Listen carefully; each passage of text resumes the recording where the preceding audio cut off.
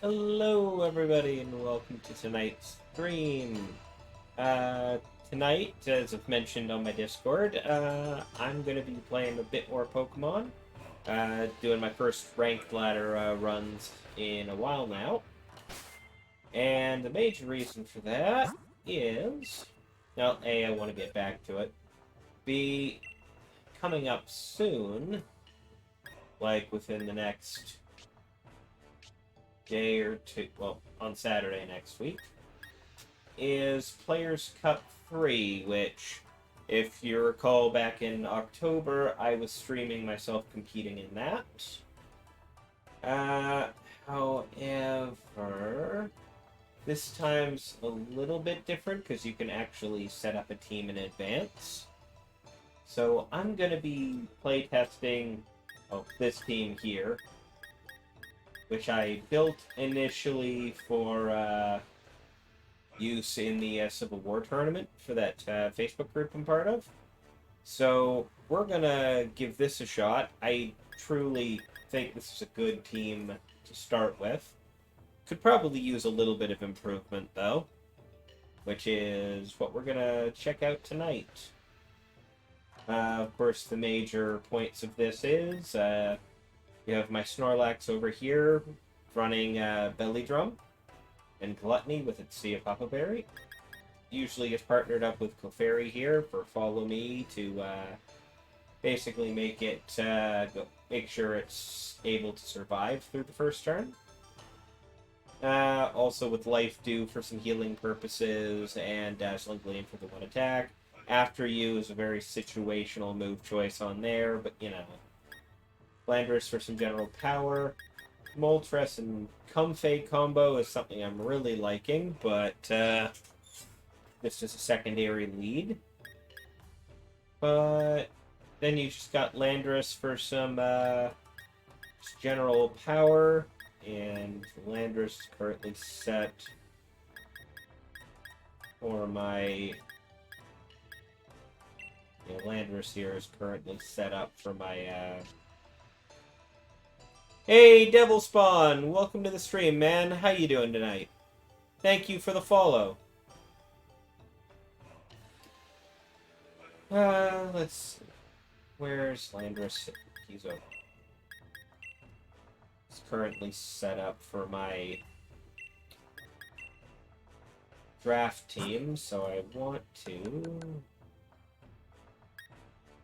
Where's the life orbs?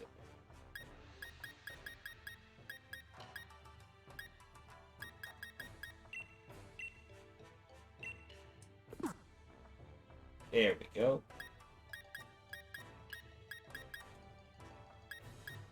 So everybody's got the right items. Yep. Okay.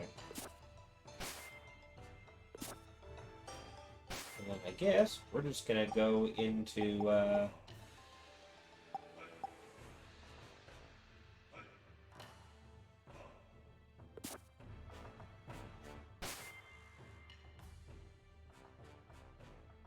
that's fine, man. It happens from time to time. Twitch doesn't exactly tell you when someone's about to go online. Just me and Overkill just kind of went looking through the list of members, of Stream On members who were live, and went, hey. But hey, you were raiding another Stream On guy, so it all kind of worked out anyway.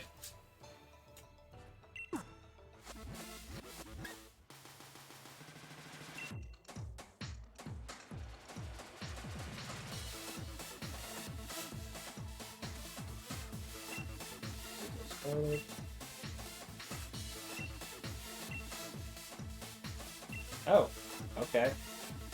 And I've been dropped that far, right? Okay. Hey, Wiggle, how you doing, man? I got some climbing to do, apparently. Also, apparently, I have a gift to receive. I thought I'd already received that, but...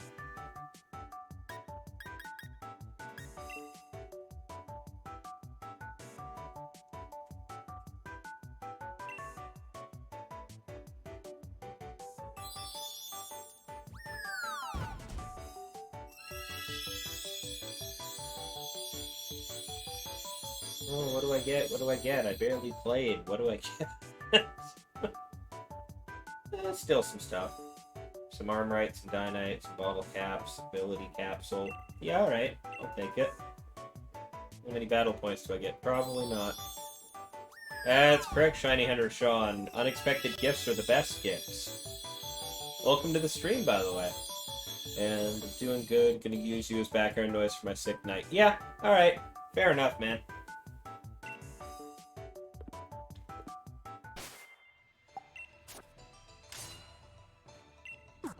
Alright, well, let's get into this.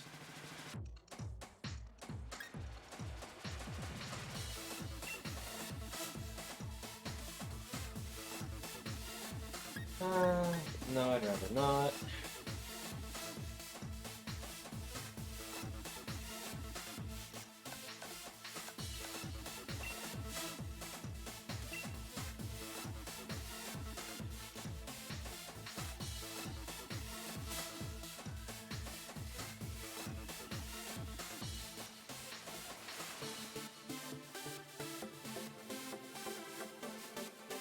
Like I said, I was kind of down at Great Ball when last I played. It's been a few months, so I'm kind of not surprised I'm down at Pokeball again.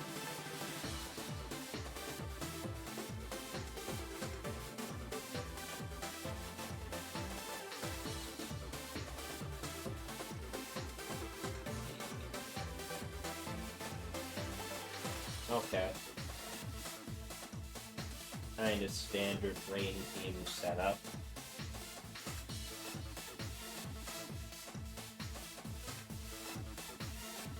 Pelipper, Gyarados, Ludicolo, Jolteon are definitely some pretty standard water team stuff. The Alcremie for support, and then he's got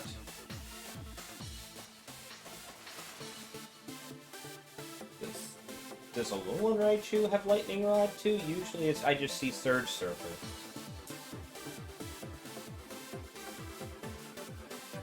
I feel like that's what that should be right there on his team.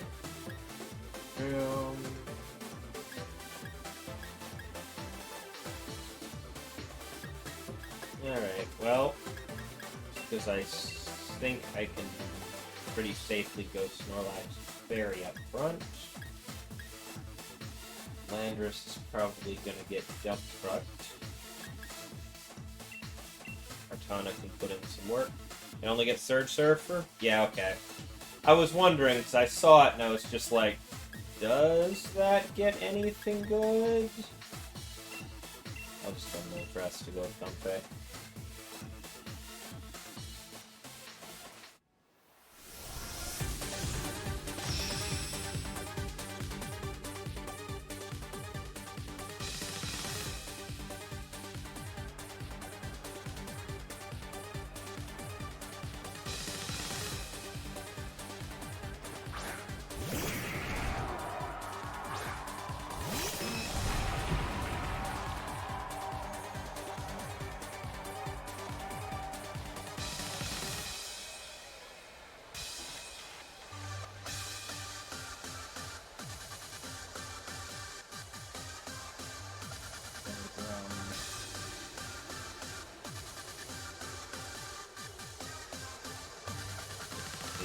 I don't think these guys should have anything that can mess that up too well.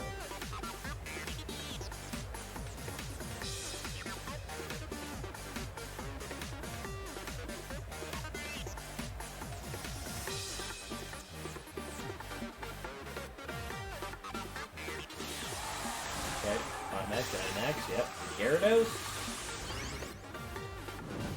I would bet. Yep, okay.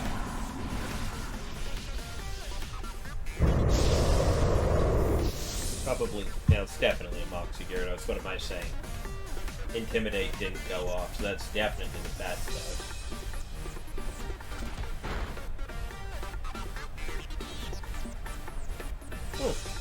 Alright. Did not actually realize Ludicolo got Fake Out.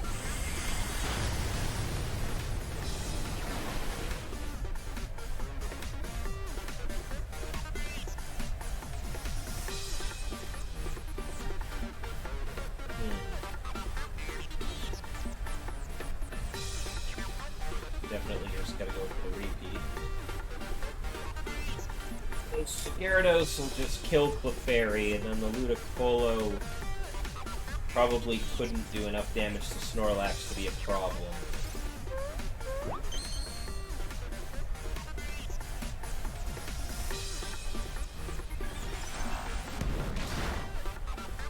Ooh.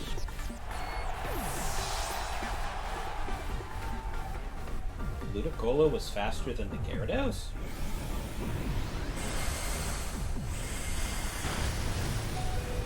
Alright. Oh, Swift Swim. Oh, okay, yeah. Oh, that's not good.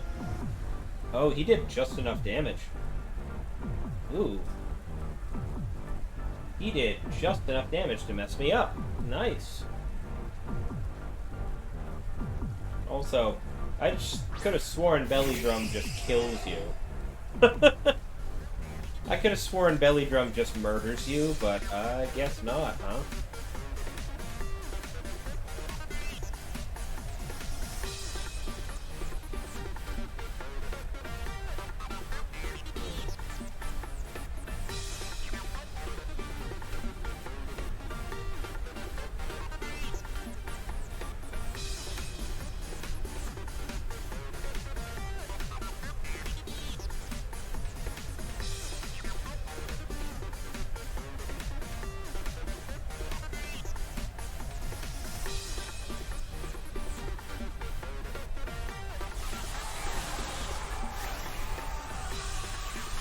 Yeah, I almost forgot Ludicolo gets Swift Swim just because I'm so used to seeing the Rain Dip.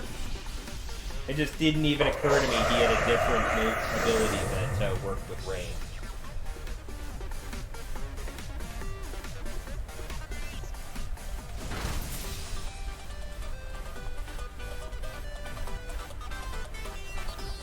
I guess he's gone for an offensive set on the Ludicolo with the Life Orb, so...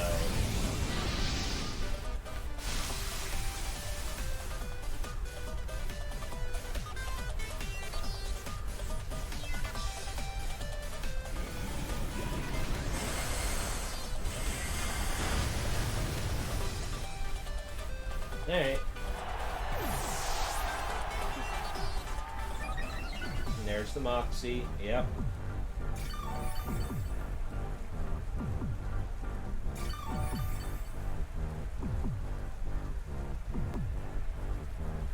Man, I've spent most of my team just trying to stop this guy from doing this.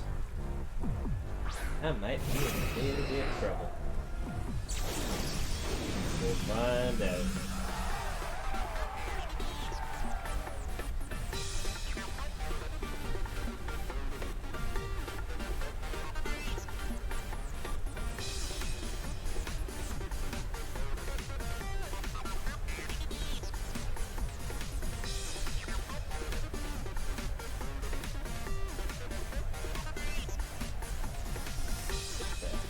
Yet. I doubt the Gyarados is going to survive, but just in case it does... No. I'll go for the Ludicolo.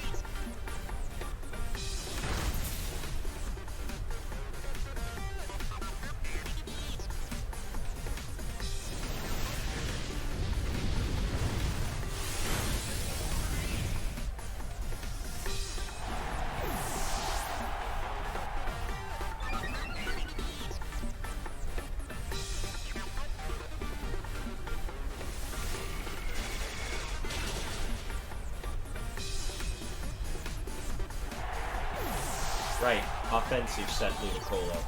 Okay. I just had a moment of, there's no way that Air Slash did that much damage to a Ludicolo. Right, Life Orb, offensive EV set. K, right.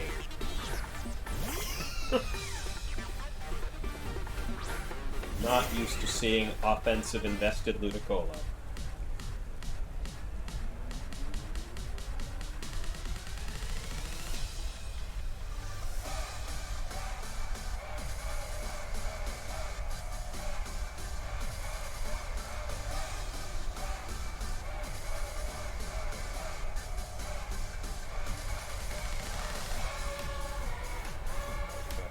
Jolteon's probably going after him.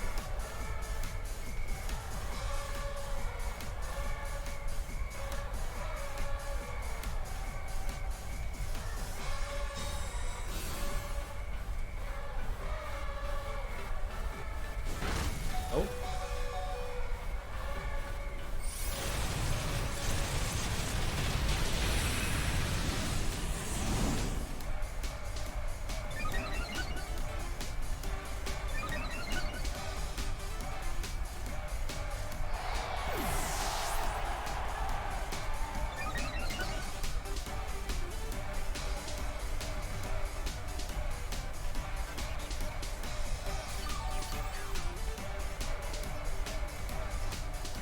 Man, I could have probably killed that Jolteon with Moltres there.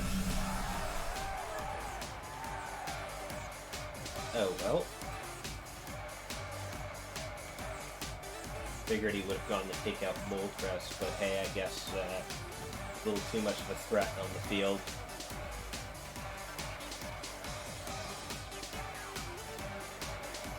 Oh, one of these things is probably going to kill, so... Who's he taking out? Yep, he's going to go take out Kartana before Kartana can 100% murder him. Fair enough.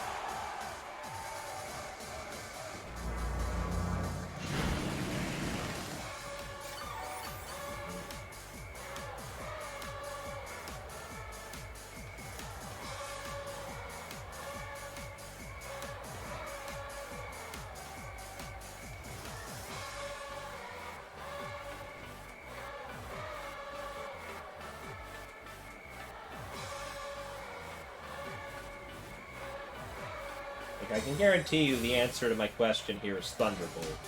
But, oh no, Thunder.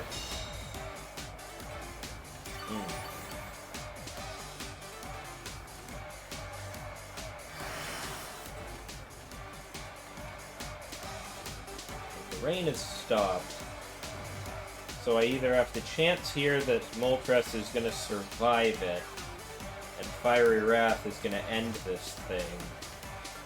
Because of the weakness policy. Yeah, I don't really have much other choice here. Down to a Hail Mary. Oh, it hit. Okay, Moltres survives. Excellent. Yeah, the mist was the other half of that, but then the turn started. Yeah, now Moltres gets all of its attack boosts. And death.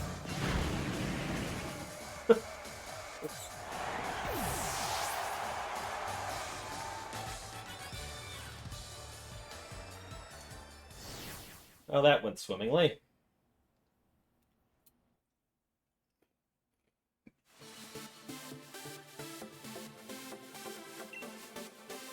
That was definitely not the Ludicolo I was expecting.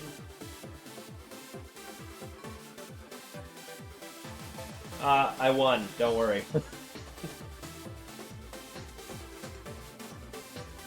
Kinda was a little drawn out, and it came down to... I hit it with Thunder.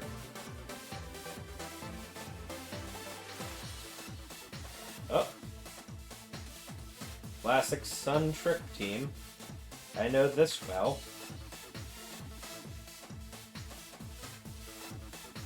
The Venusaur, the Charizard, the Torkoal. Oof. There's the, Blastrier. Alright. Mimikyu to set up the Trick Room. Yeah, thankfully. And that set off its weakness policy and Berserk. And man, that Jolteon did not survive what followed. Yeah, Snorlax should be able to survive with that. Kartana's probably going to get one-tapped by just about anything, so I'm not going to bother there. So probably a good time for, well, I mean, aside from the Blastrier, Landorus is in a good spot. Comfey.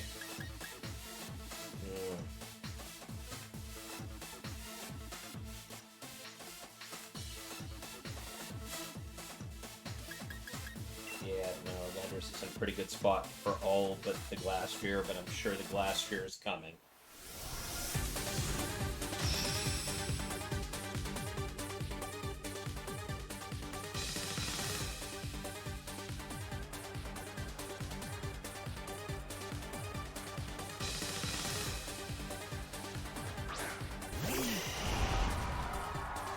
Full Venusaur. Alright.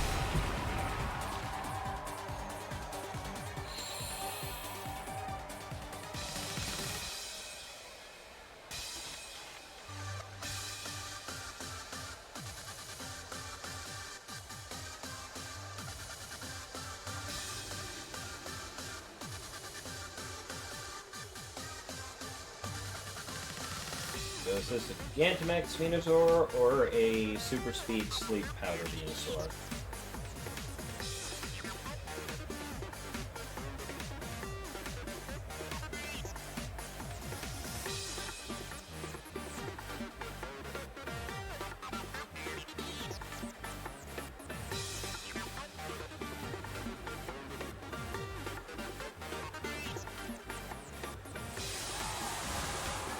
Gigantamax Venusaur. Alright. I'll take that. I was almost expecting the sleep powder to cause issues. Good old G-Max Venusaur.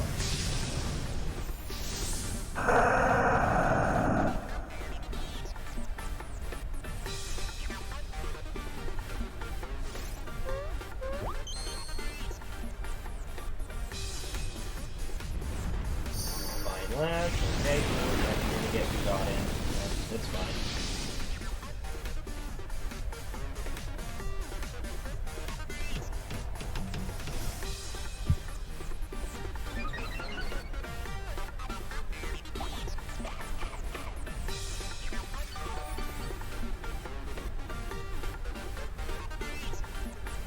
Torkoal is appropriately sturdy as hell. Well, the fairy go down, that's fine.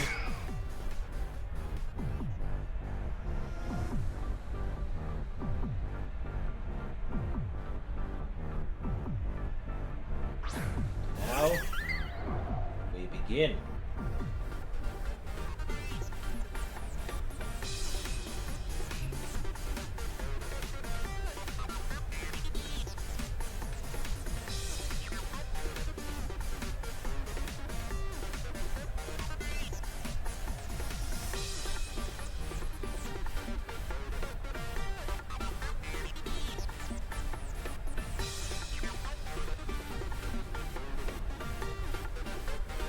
The only thing I dislike about this is I know that Maxus is probably coming also right now in the fun thing.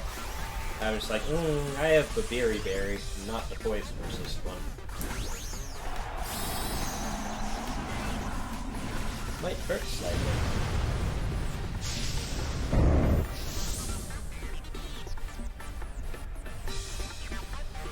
Alright, Comfey, do your thing.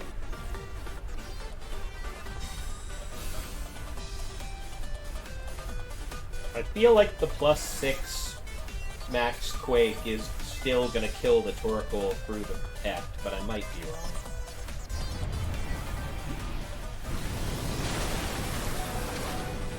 Comfey lives.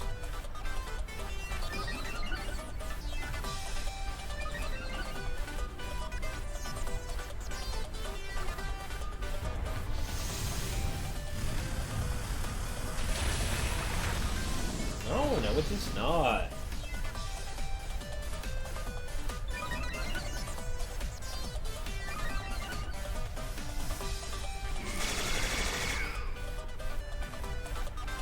Ooh.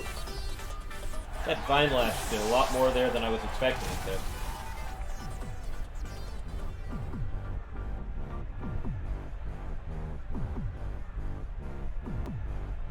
Oh, Lando time.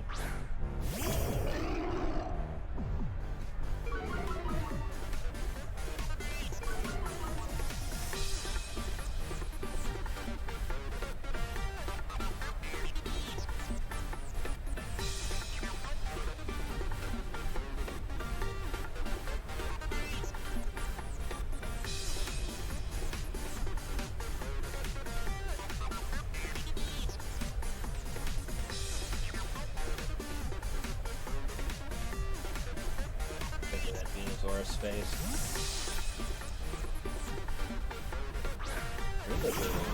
Alright.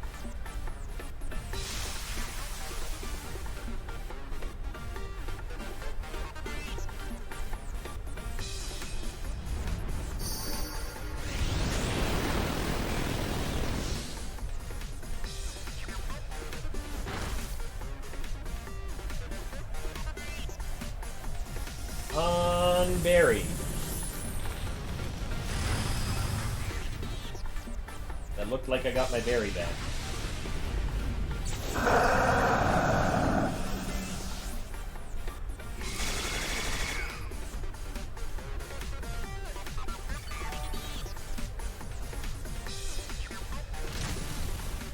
I not? Oh, I did. No, it's just the grassy terrain. I thought usually when you see the animation of the berries coming out of the replenish, usually that means you get the berries back, but... Huh.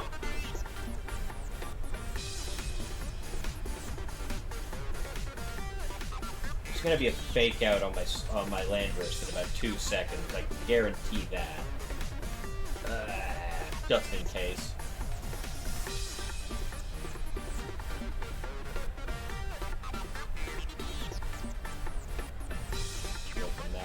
So he doesn't murder Snorlax this turn.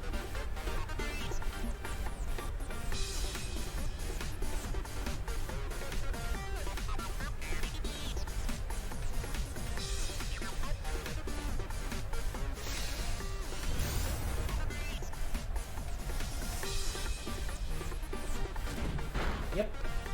Knew that was coming. Solar Bee.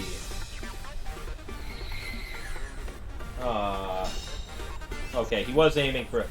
Okay, thank you.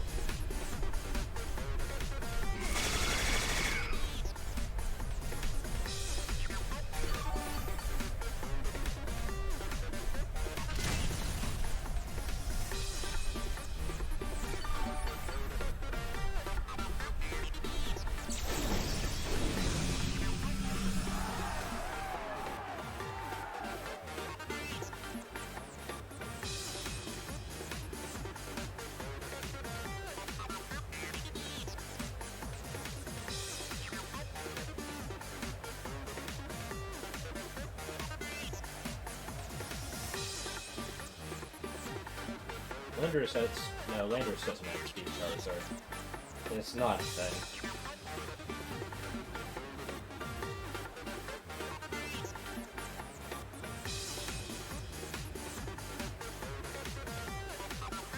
Charizard's definitely higher speed here, and then probably a Grassy Glide coming out of the boom as well. I'm probably screwed.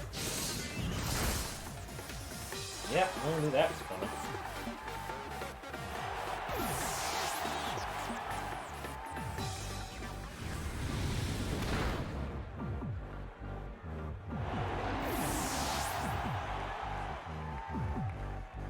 Yeah, I remember that from my draft league. Using Charizard on my team, I've come to realize what it can and cannot outspeed because, ooh, kind of needs to when everyone knows it's coming.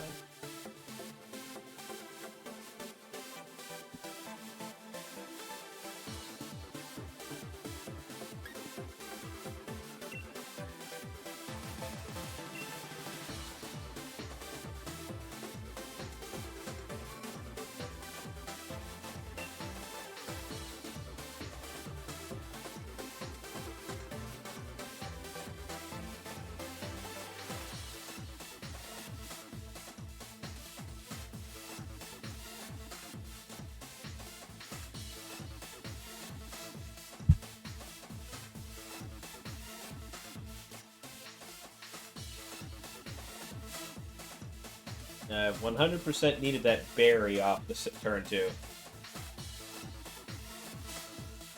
Yeah, that Thunderous just kind of completely wrecked me. And what's worse is I was barely expecting the guy to use it either. So I just came completely unprepared.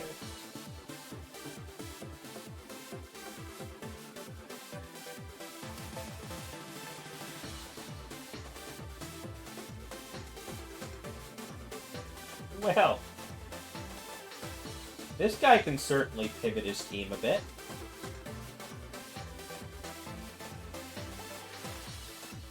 Some standard Sun lead here as well, mixed in with Excadrill Tyranitar as a potential thing as well. And Clefairy for support.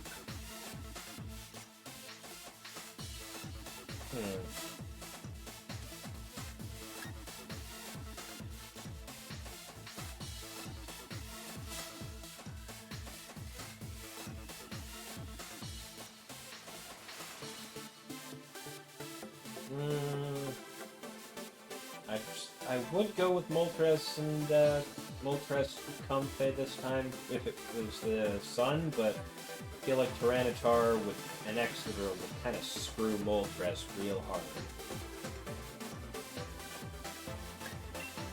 So yeah, I'm gonna have to.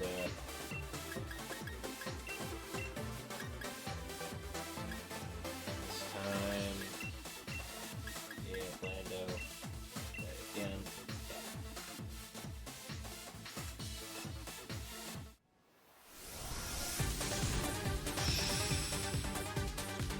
Yeah. A lot of reliance on abilities. Not a lot you can do against Regigigas.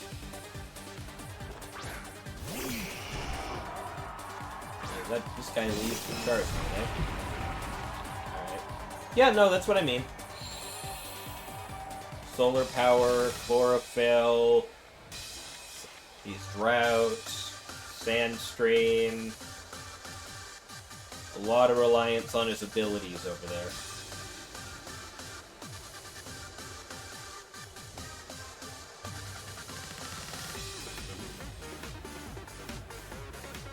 I feel like I'm gonna get hit with Heat Wave and Eruption, so I don't know if Follow Me is the option I want to go with here.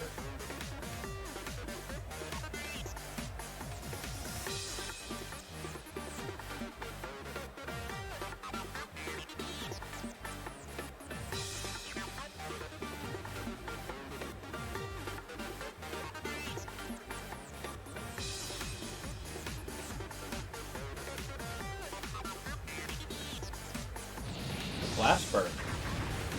I went for Clefairy anyway, so... Whoa! Alright.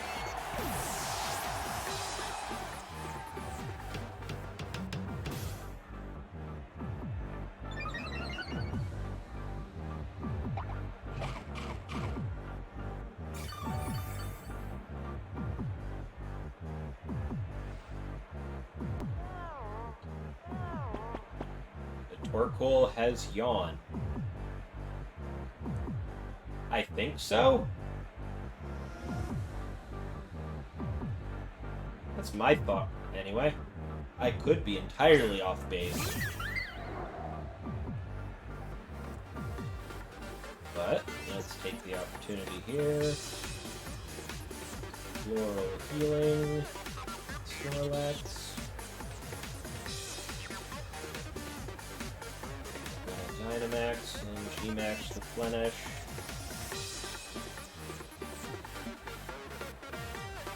Should I just go for Dynamax and get the Max Quake off for now? It is? Okay. Thought so.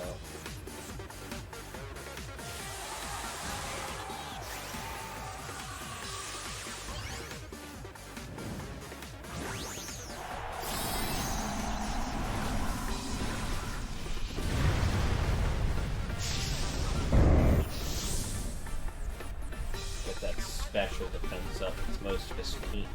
Because if he's running the Sun Core, he's got high special defense going. Special attack.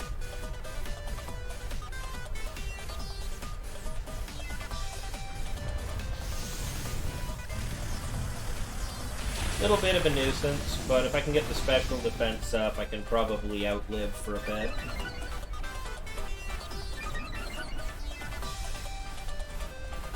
Get that Torkoal out of here before it causes too much damage.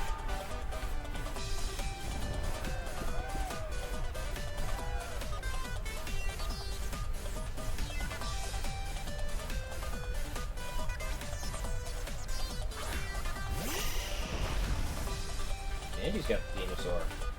Alright.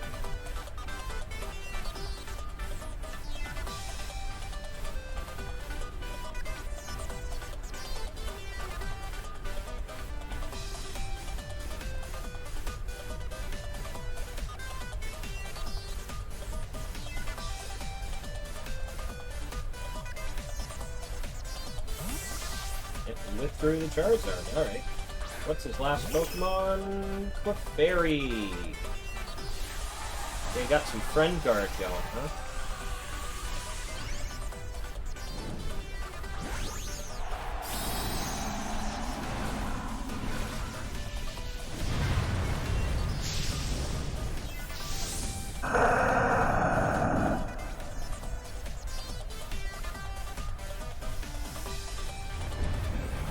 Going into my... Yep, going into Comfey. That's fine.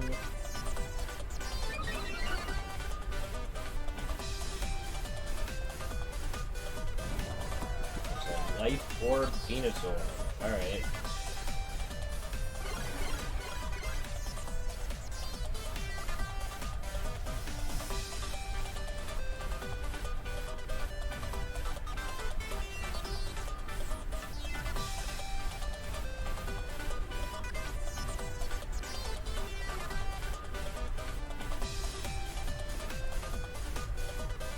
Gonna kill me regardless.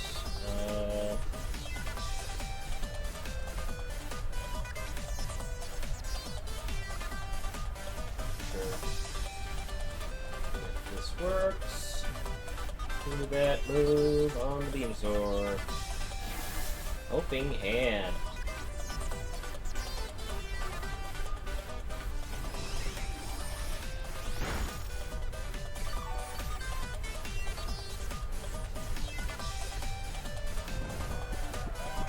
Damn.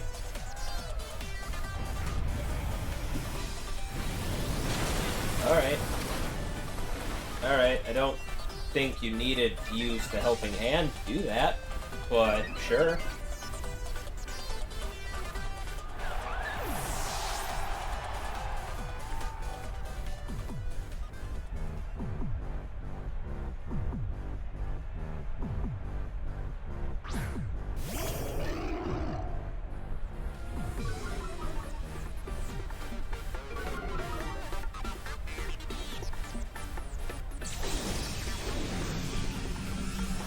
Yeah.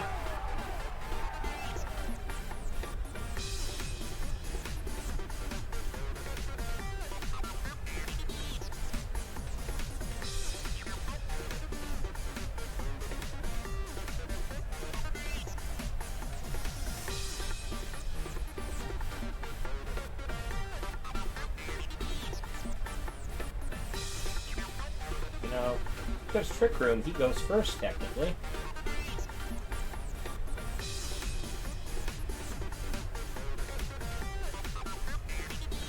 Not that it matters, he's kind of max. Yeah. Relax, woke up. Body Slam! Paralyzed? No. Rock Slide? Oof. Alright. Well, that sucks. I was hoping I'd kill it. Didn't happen. Ouch.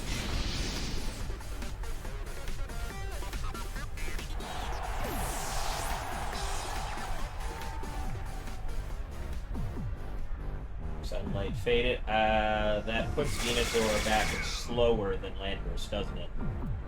Shit. Shit. Maybe I should have flew.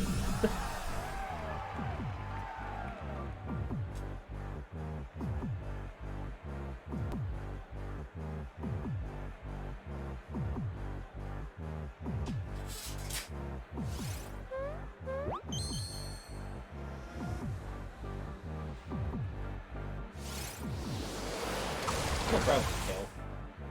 Yep. Well, shit timing. Alright.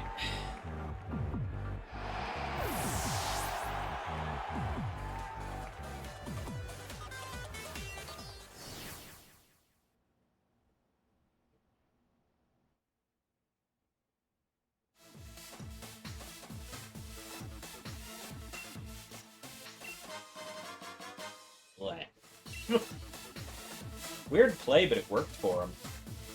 That's the unfortunate part.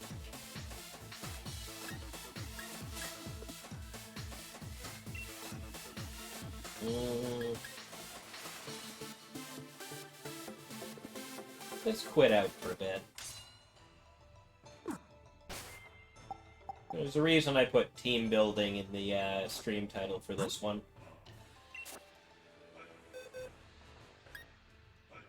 Alright, so... got the team here. There was an adjustment to this I was considering making. And I feel like now is the exact time to do that. Where did I put that one? There she is.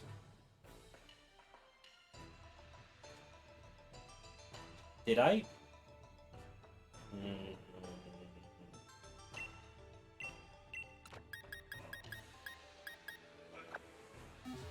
Excuse me.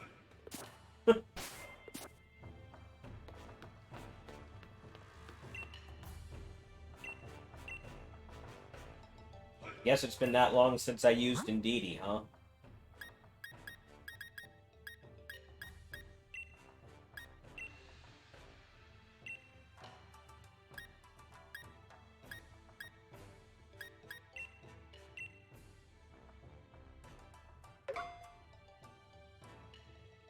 Right? I just took one look at its moveset and went, wait, why is Psychic still on there? Huh. It's been that long since I bothered to use the thing, eh? Okay, back to that.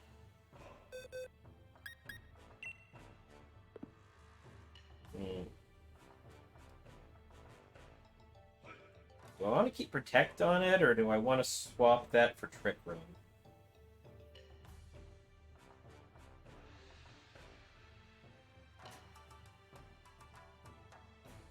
I feel like putting Trick Room or even Heal Pulse on it might be nice. So I'm basically looking at swapping my Clefairy out for this Indeedee, and then changing out another one of my team members for Hatterene.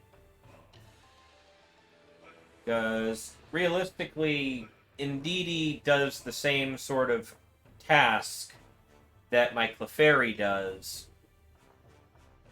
but would offer an extra little thing. If I swap out for Hatterene, I could also run Psychic Spam at the same time, and give myself a lot more options for startup.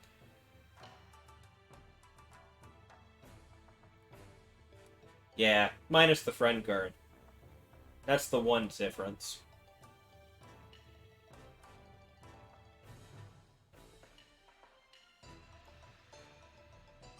But I feel like part of the point of my Clefairy is it's taking all of the hits anyways, for the most part. And swapping out Protect for, like, Heal Pulse or something on the Indeedee would give me an option if my opponent's running just double-hitting moves. And it's a little faster, too, so it would actually be able to kick in and heal Snorlax before he ends up getting hit by, before he actually ends up using Belly Drum. Yeah. Like, I've been running Protect on mine back when I was actually using it, but... let's see. I know he gets Heal Pulse. When and how does he get Heal Pulse?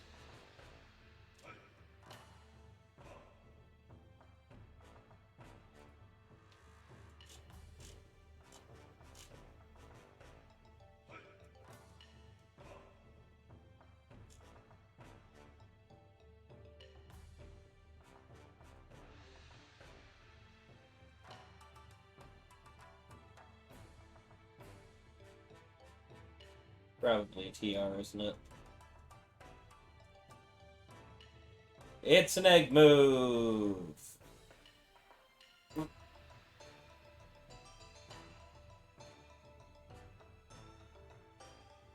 It's an egg move.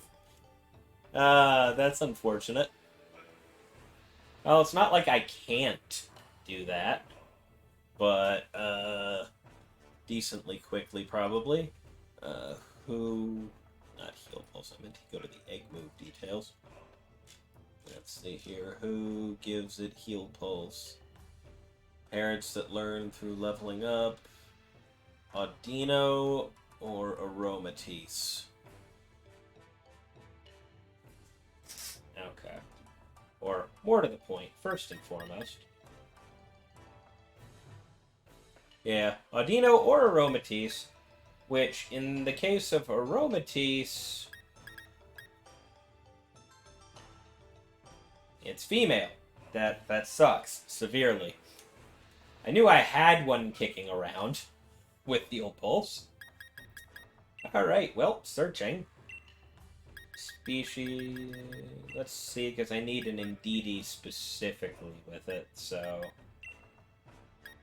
Do I already maybe have an Indeedee that has Heal Pulse sitting around? Wouldn't surprise me horribly if I did. No.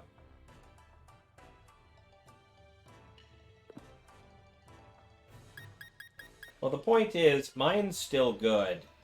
Because as long as I put it into the nursery with another Audino... Not another Audino.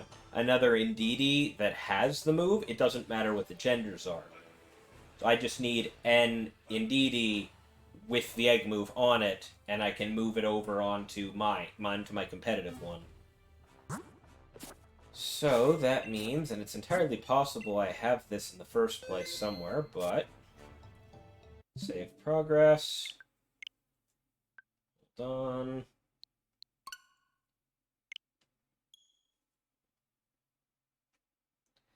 Well, I need a... The Aromatisse needs to be male, is the problem. Otherwise, I'm just going to end up with another Aromatisse. So, I need to check Pokemon Home for a bunch of options.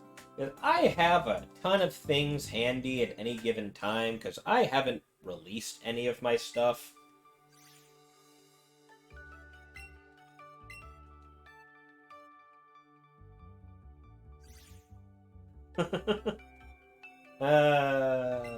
Okay. Oh, not what I was aiming for. That. Filter, species... DD... Move...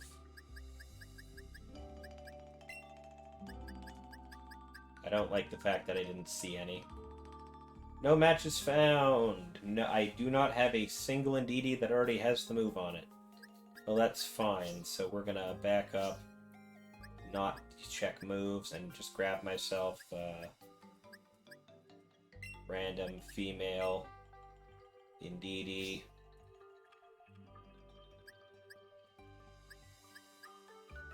Doesn't really matter which one.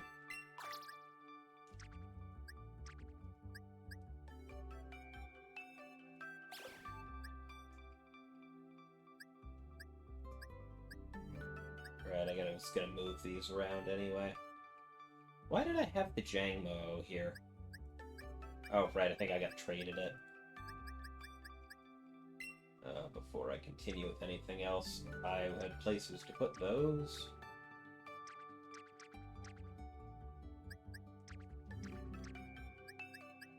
My shiny box. Store that. It's not the legit one, so I'm not keeping it in my game, but collection purposes is always nice. Django. Box spaces. That's where the Indeedee came from. There's a hole in the box to fill. Alrighty. Let's see, now we double check. Do I have species?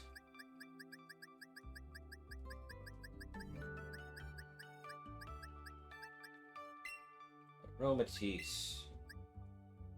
Yes. I do have some male aromatisse. Neither of them already have the move, but it's a level up move, so it doesn't matter.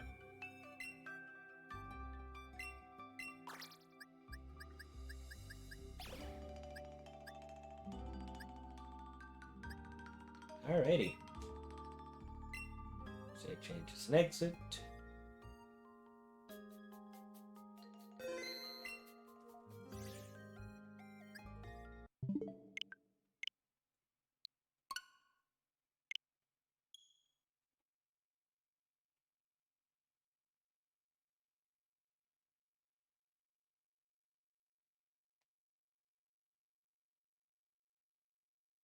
Yeah, I mean, I know why they did that. It's because of the raids.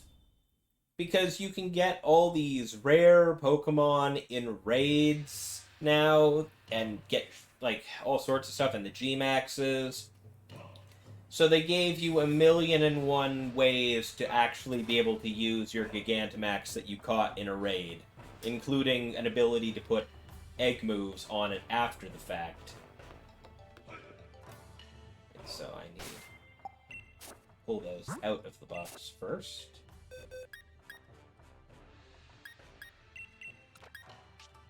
You, Audino, can just kind of go back in place for now.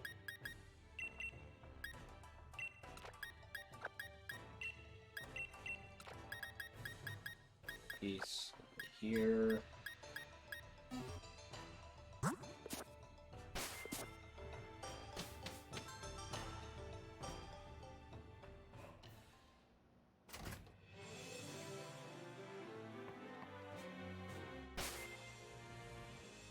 Like, there's all sorts of little things they added to the game this generation that just makes it easier to kind of play around with competitives you already have bred. Instead of going, well, I guess I have to breed myself a second one. Which I've done a lot in past games. I've got a couple cases where I've got like 3 or 4 of the exact same Pokemon, all bred up with competitive 5Es, full EV trained, just because I had a slight change to how I wanted to play the Pokemon. It was just easier to breed a new one at that point.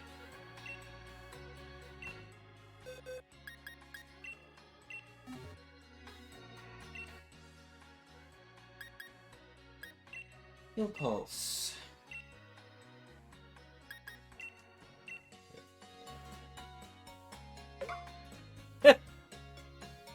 Yeah. Yeah. That's definitely a thing. I mean, just before Crown Tundra happened, how many times were you trying to breed a shiny for competitive use, and it didn't end up having the hidden ability, so you had to start over again? Blah. Every time. Every time.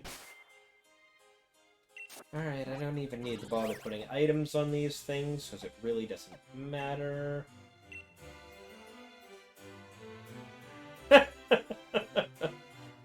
Oh. Oh no. Oh, that hurts.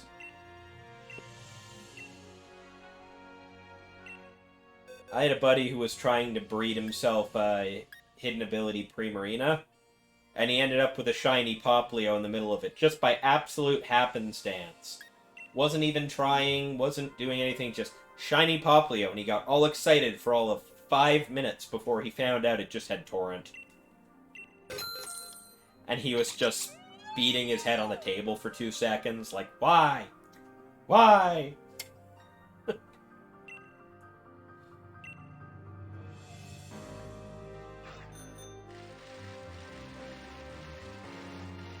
Right?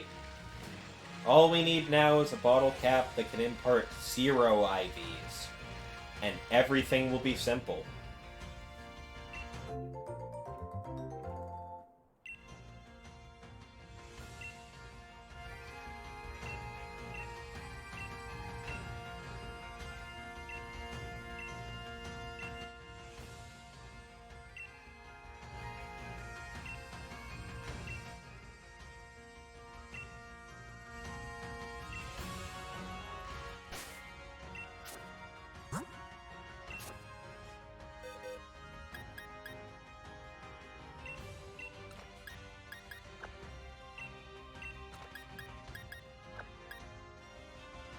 Why is this sitting here again?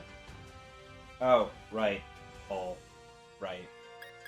I need to get that to him eventually, but he hasn't asked me in a while. I think he forgot that he asked me for that.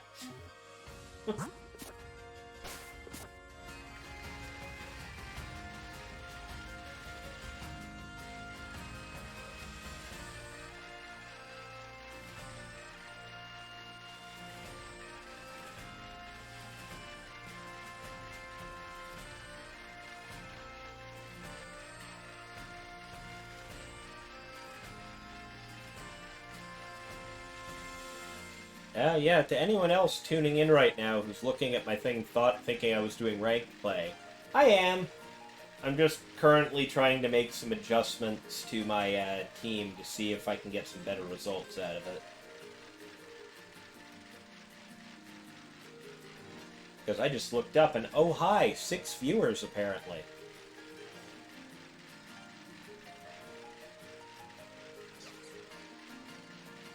I'm only aware of 2 who are here.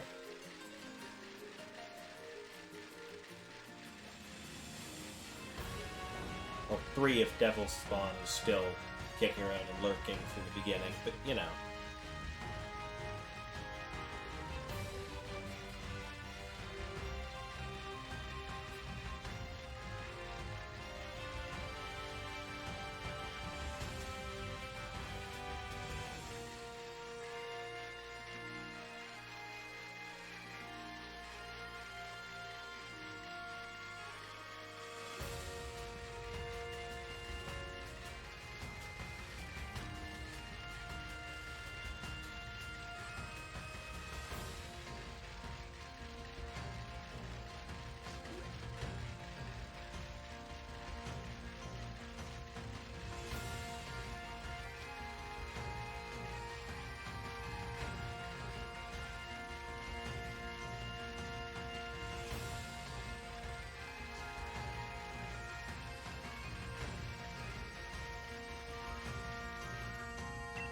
There it is.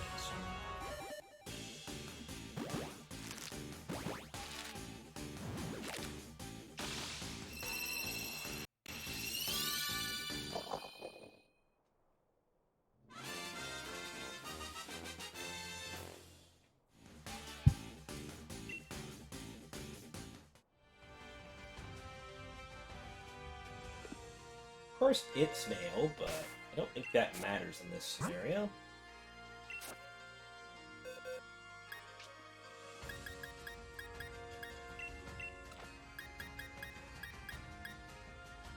I need to delete a move first. I should have done that before.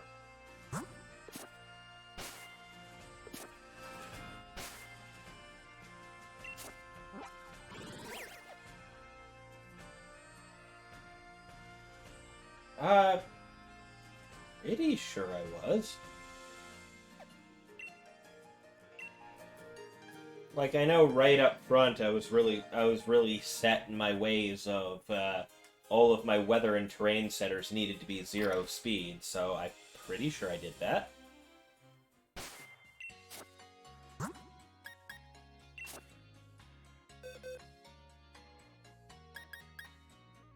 Or maybe I didn't. Nope, that's definitely a max IV. Max IV, I mean. Huh. Don't know why I didn't do that.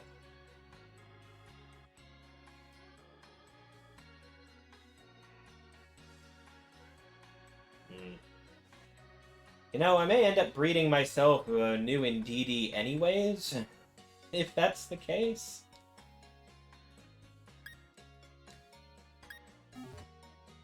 But, hey.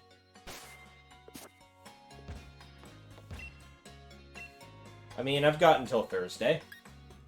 I'll just do this now just to, test things out.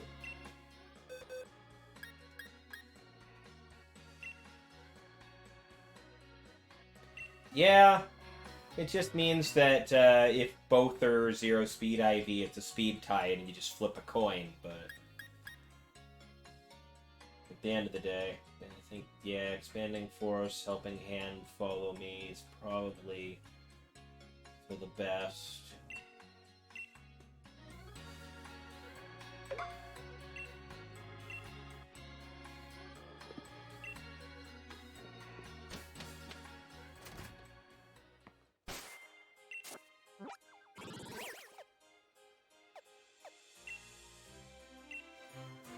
I'm pretty sure you and I experienced that firsthand in Wiggles Monotype tournament a while back.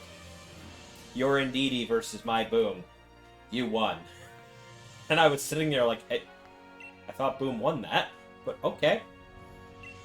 Didn't realize they were the same base speed. I thought Rillaboom was like slightly lower at the time, but you know, live and learn, man. Live and learn.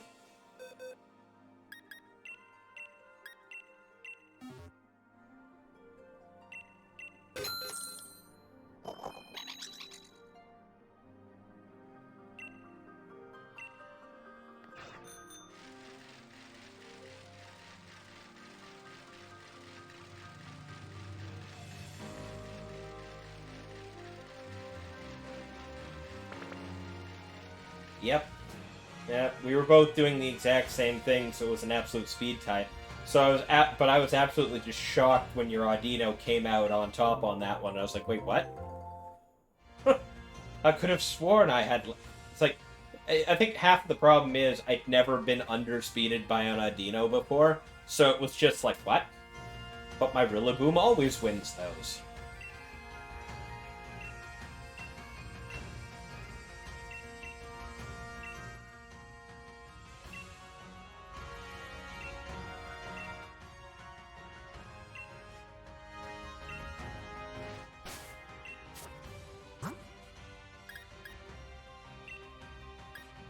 You should have the egg move now.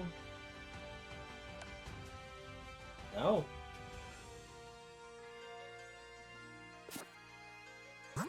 Weird. Usually it... Yeah, that too.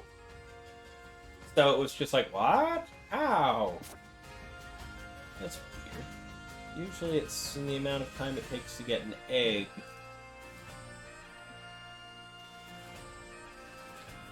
Usually, the egg move has already been transferred in the time it takes to get an egg, so...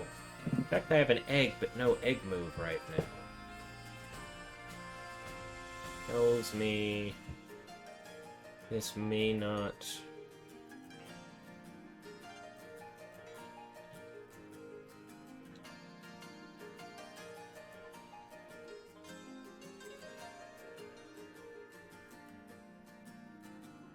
Yeah, that's my question right now.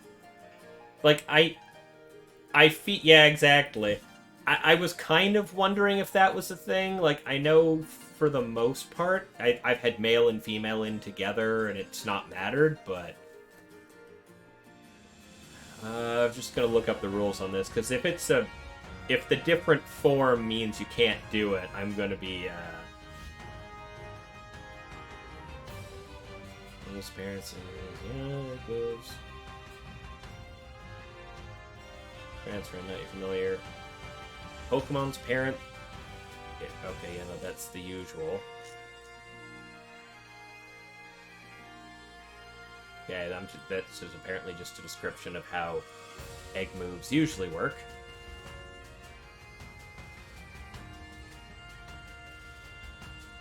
Mechanics, advanced techniques, yeah.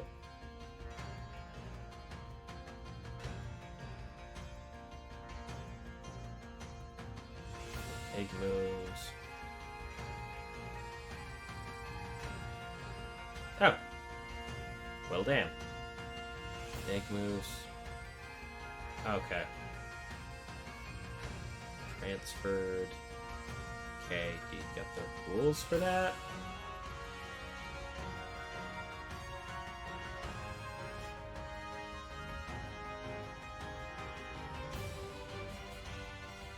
Well, that's weird. Bulbapedia is usually great at having all those little in-depth details.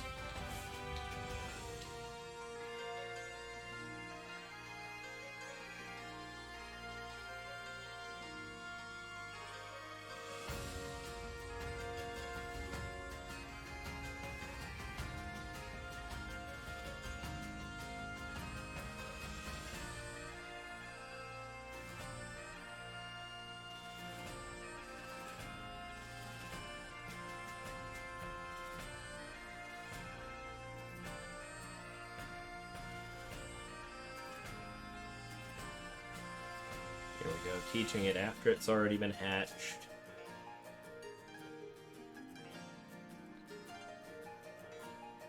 Yep.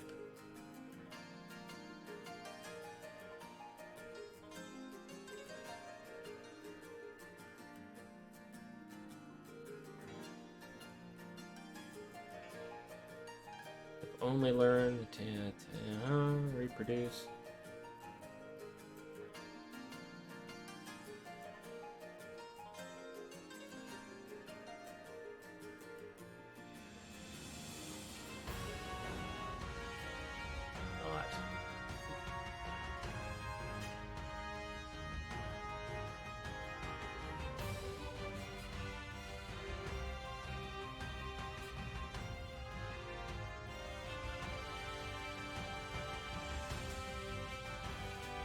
It's so weird that when this game first came out, I found articles about this everywhere. Now that I'm trying to find another one now, I can't find anything about details on this.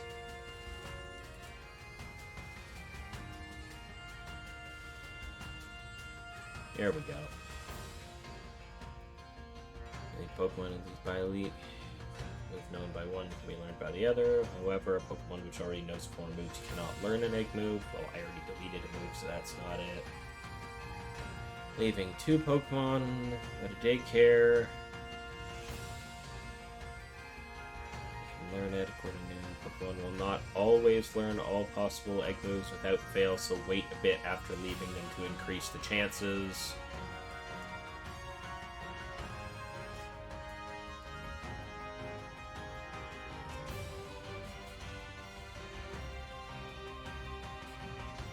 Like, I know when doing this, the 2 Pokemon involved need to be the same evolutionary level. Like, you can't breed a Bulbasaur with an Ivysaur and have them transfer the move from one to the other. So, just the fact that it's a male Indeedee make this difficult, or is it just that was an odd cycle? Yeah, same. So the thing I'm looking at now says it's not always a guaranteed thing per cycle, so maybe that was just an unfortunate bit of bad luck there.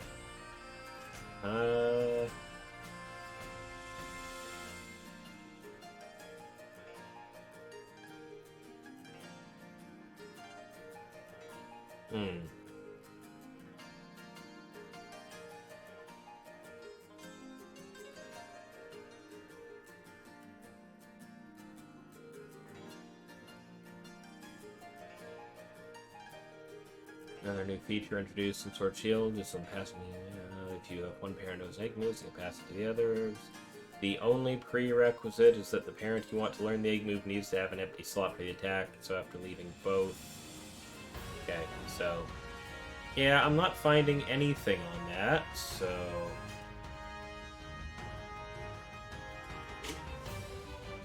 Uh-oh. You know what the problem might be? And it's probably the same point here. I just saw something. Yep. I never checked.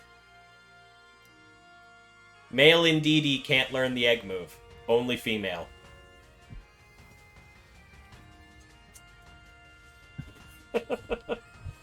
Well, shit.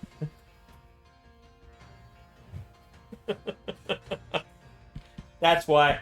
That's why it's not working. No, that's it. Female and male Indeedee have two completely different movesets. I knew that, but I didn't even think that, oh yeah, hey, that's female, so maybe only female Indeedee gets that. Well, crap. Well, I guess I'm back to square one on that one then.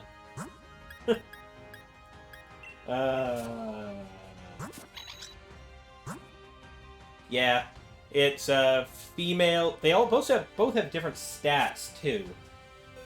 Female Indeedee is tankier, while male Indeedee is more offensive and faster. And female Indeedee gets more of a support move set, whereas male gets more of an attack set for moves. So that's the difference.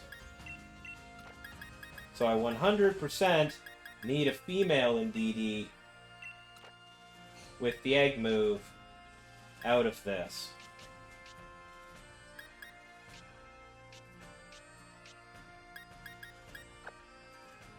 You're useless to me. Which means I need to put you two back in the daycare again.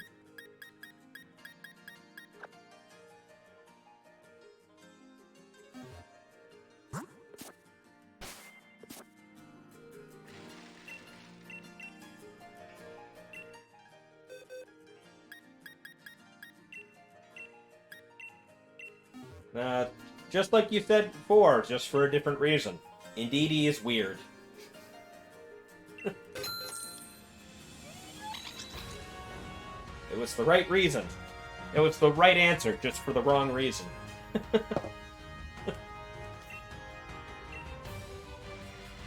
I just gotta get a bunch of Indeedee eggs going then, just to make sure I get at least one female in all of this.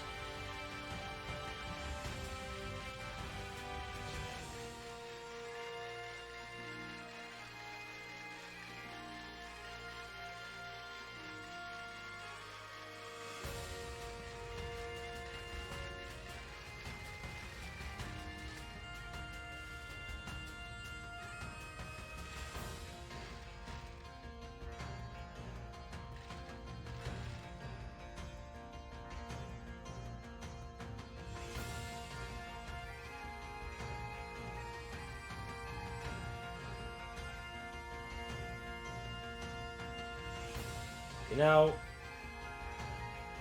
if I'm putting in all of this work,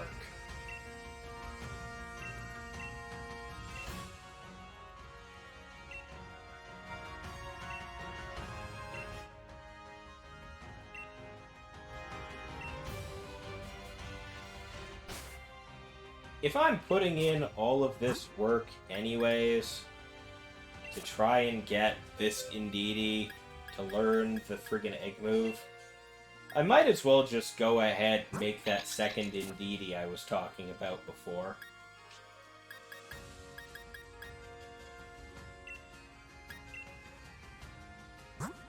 The one with the 0 speed IV.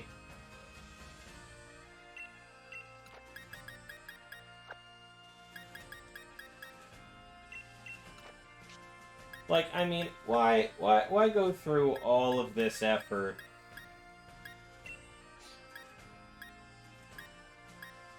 I don't think I have you, but I don't even think I have the right nature on you for this either, because I probably went something else. Yeah, I went defense positive, attack down. Okay, I need... What was the nature? Defense up, speed down, relaxed. I could always mint it later, but...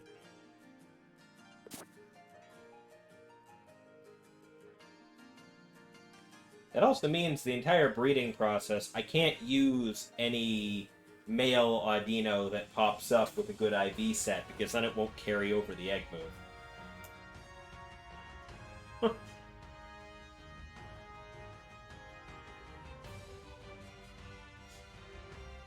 Oh, this is going to be a fun one that I have to pay attention to.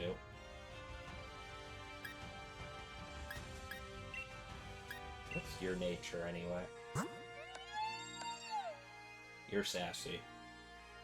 I mean, special defense positive isn't bad in this scenario.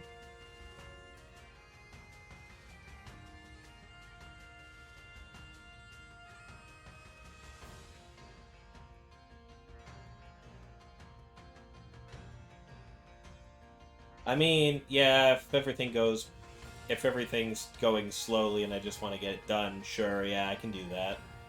Then I'll probably, out of the breeding process, have at least one female with the egg move kicking around somewhere. Also, I was just kind of rolled over to Peakalytics just to take a look at what nature people are using on Audino right now, just for some, to see if it still wanted to be relaxed or if it wanted to be something else.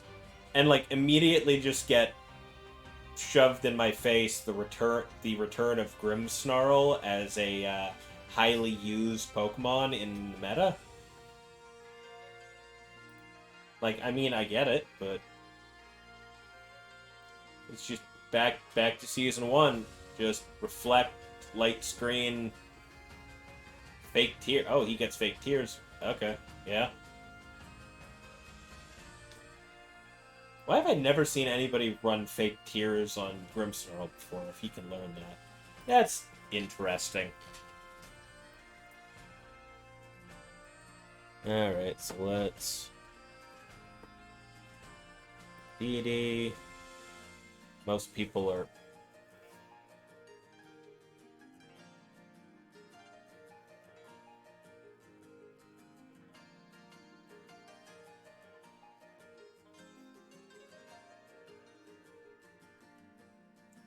I mean, really?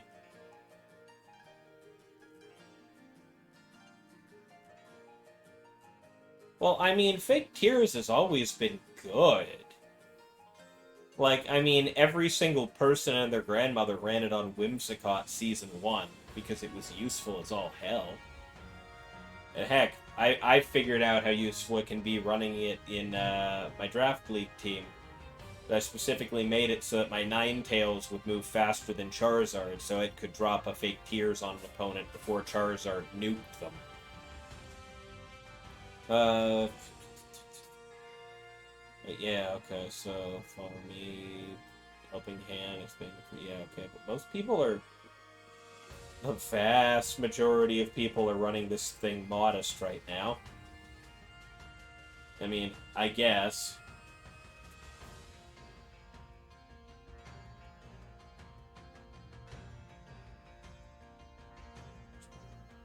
And everyone else after that is running it bold. Yeah, defensively.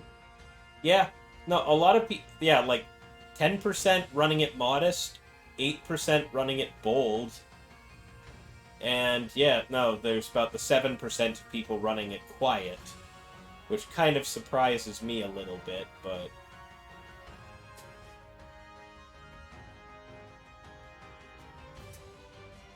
I mean, I get it. Depending on what you're worried about, yeah. Like, relaxed would be my go-to here, because I'd like to boost its physical defense a little bit. Because its physical defense is the worst of its defenses. Yeah, 105 base special defense. Oh yeah, no. About 50% using Sash right now on it. I'm thinking about doing that myself on this team. Put a Sash on it, that way it can take 2 hits in a single turn if it's running Follow Me to protect Snorlax. Just in case. So I might do that myself. That way it pairs better with Hatterene doing Psychic Spam also. And hell, that's probably why people are running it modest and quiet. Because they're running it with Hatterene and they're trying to get the offensive value going.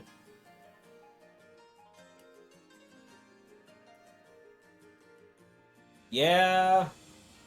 Yeah, I ran safety goggles on a few things because of Amoonguss. I think I might just go quiet on the Indeedee this time around. So I think it'll work better on this team. Speaking of Among Us, he's back in the top 10 most used, by the way. So, be ready for that.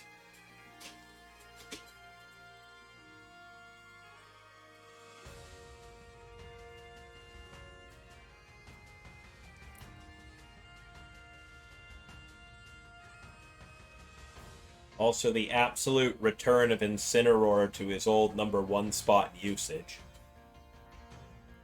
With 39% of teams running him. Right.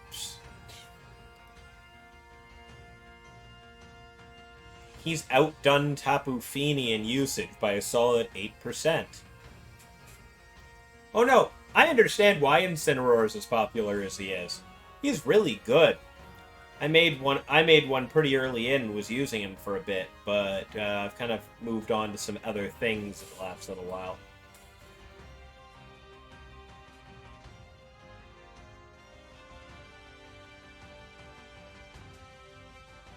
Yeah, I believe it.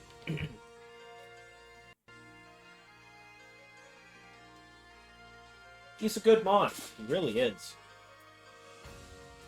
Alright, so I'm gonna move mine to be quiet and give it negative speed. But in the meantime, I don't need my Everstone now, just in case I nail one. Take away the Citrus Berry. Change hold item. This one's got a bunch of IVs on it, so that's not like it's gonna matter at the end of the day because we're just gonna end up losing most of them in the process.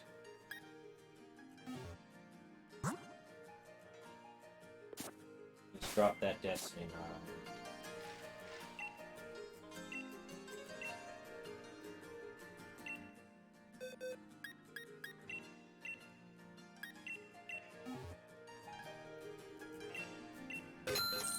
So yeah, this ranked stream has turned into a breeding stream pretty quick. What was that? 3 matches and now I'm breeding?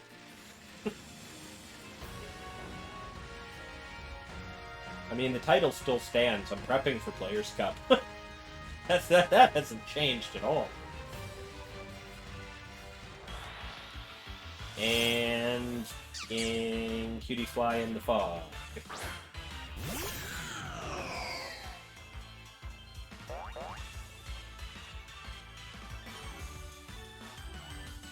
Yeah, still team building. As the title is not lying. I am doing all of the above things.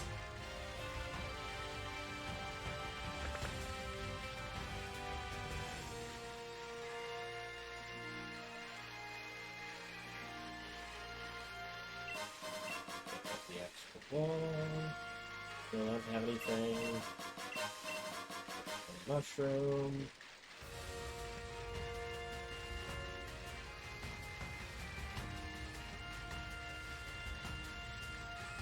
Yeah. It's nice that I actually get the ability to test my team this time around for the Players' Cup. Last Players' Cup was interesting in the qualifiers, as I just kind of assembled a team for it and had no chance to actually test it out, because the rules for the qualifiers were Series 5, but we'd moved on to Series 6 in Ranked at that point. So there wasn't a lot of good chance to test out a team in Series 5 rules.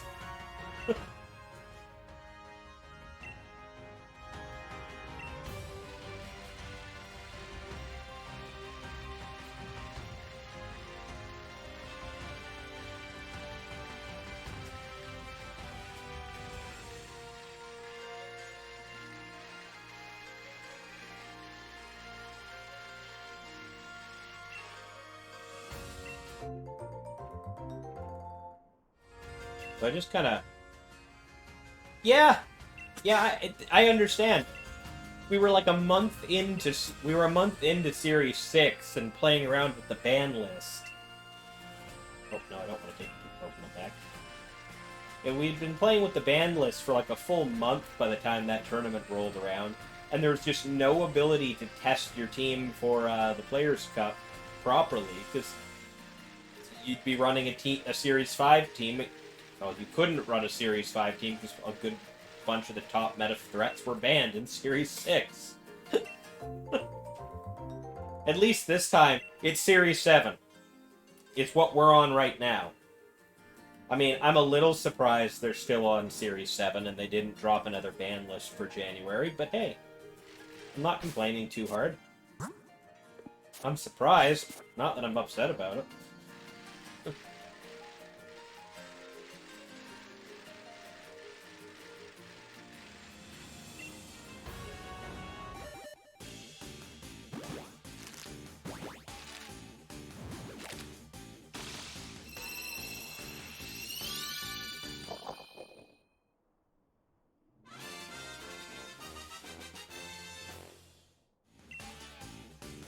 Yeah, I am 100% expecting a new ban list.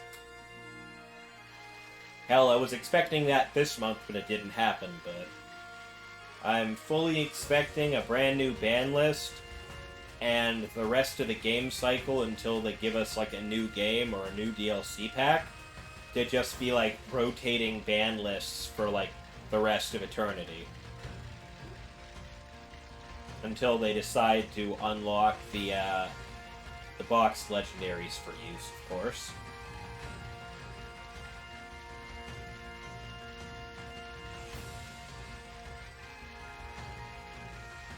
And guaranteed, Regieleki, Urshifu, Tapu Fini, they're going to be on the ban list. Yeah, with how fast we're kind of progressing through the usual rule set changes, yeah, that wouldn't be too hard of a surprise. A little early comparatively to most, but... like, most generations of Pokemon, that rule set's lasted until... they've waited, like, until, like, the third year of the game being out before they did that. Dropping that on us, like, not even a year and a half later would be a little iffy, I think.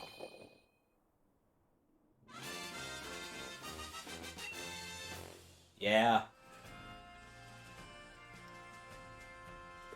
Well, you know, I still fully expect the next actual game they release to be the Gen 4 remakes.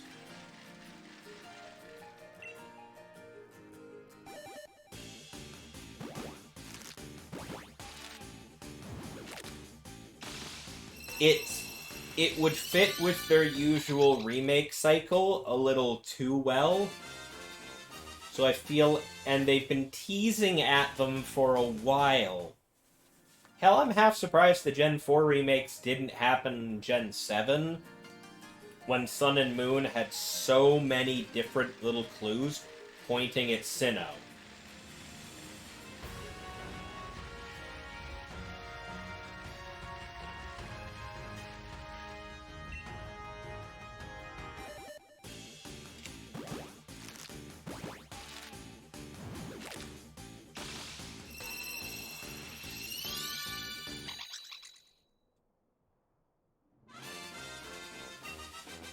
Because, I mean, if you really think about it, the Gen 2 remakes came out alongside the Gen 4 games. The Gen 3 remakes came out alongside Gen 6.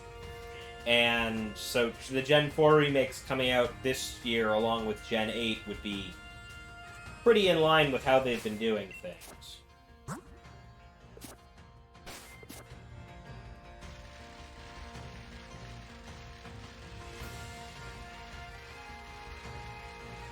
And also, and apparently this is a hot take, and I didn't feel like it should be, the remakes are going to get a good chance to make me rethink my opinion about Gen 4 being the worst generation.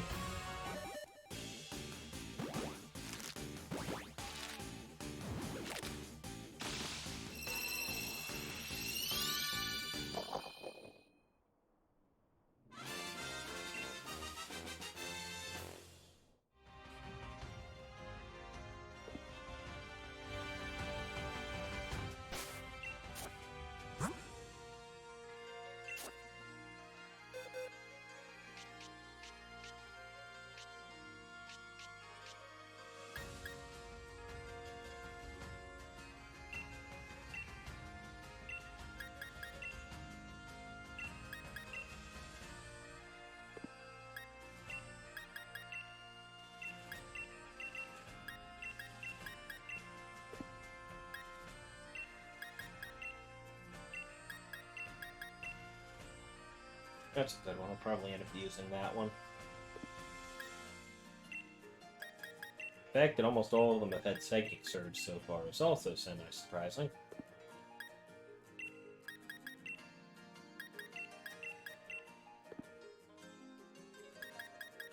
Yeah, all 5 of them. Hmm.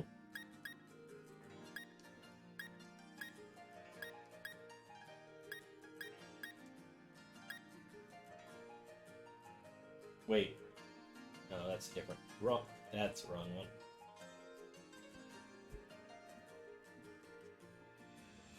Yeah. No, I'm more or less the same on that note. I played the hell out of Gen 1 and Gen 2, and then I got absolutely bored partway into Gen 2. Probably from overdoing it, because I literally played every single one of the games at least once. Twice in the case of Blue. But, burned myself out on the franchise real hard somewhere in the middle of Crystal, and just kind of dropped the franchise for a long time.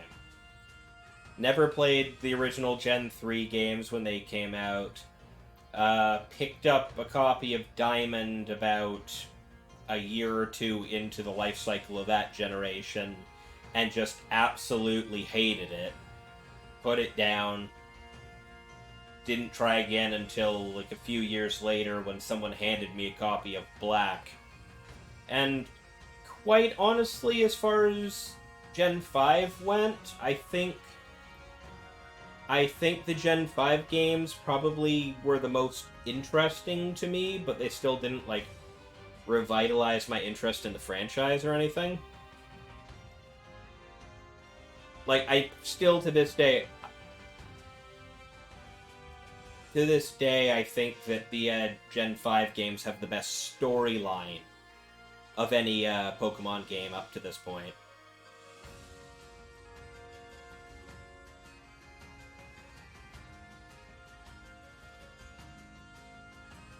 Also, I swear to God, every time I talk, it sounds like someone's running power tools in the next room over, but that might just be me. Sorry if I was pausing in the middle of a thought repeatedly there, but...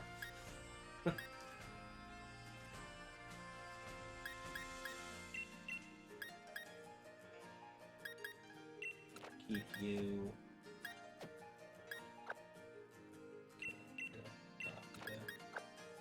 And then, when Gen 6 was being released, there was a friend of mine who was getting really, really into it, and I ended up going to the release evening with him, and picked up the game, and ended up getting right back into it again with Gen 6, so...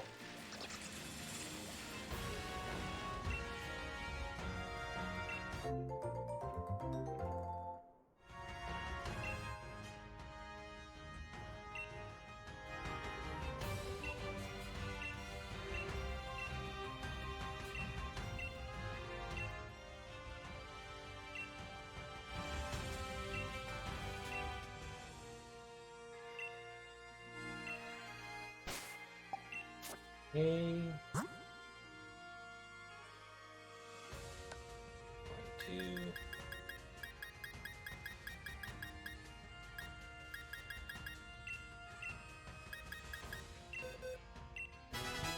I'm gonna give my other Audino its Protect back.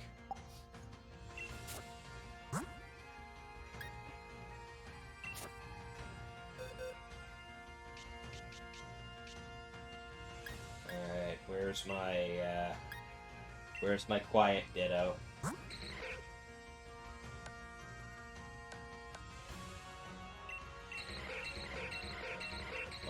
there it is.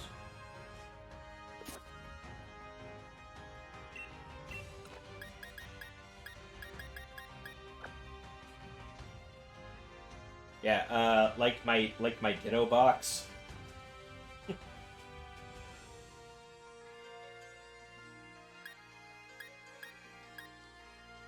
Actually, what are you guys? Wait, hold up. It's my... No, it's Jolly. I read that the wrong way around. Alright, that's up speed, down special attack. I read that as up special attack, down speed. Yeah, I've got my, yeah, a Ditto up here for all of, like, the major youth competitive natures. These 3 Dittos are my, negative IV are my 0 IV Dittos, so I got my 0 speed, 0 special attack, and 0 attack Dittos. And then I have my 2 6 IV Dittos sitting right here. This one's a little more suspect. I received this one via Wonderbox a while ago. Yeah. 6 IV, shiny... 6 IV, shiny, hidden ability Ditto. With a web address for a nickname. Yeah, that one's a little... Like, when I was saying on the Discord, I had one that I might be able to trade to Overkill. Yeah.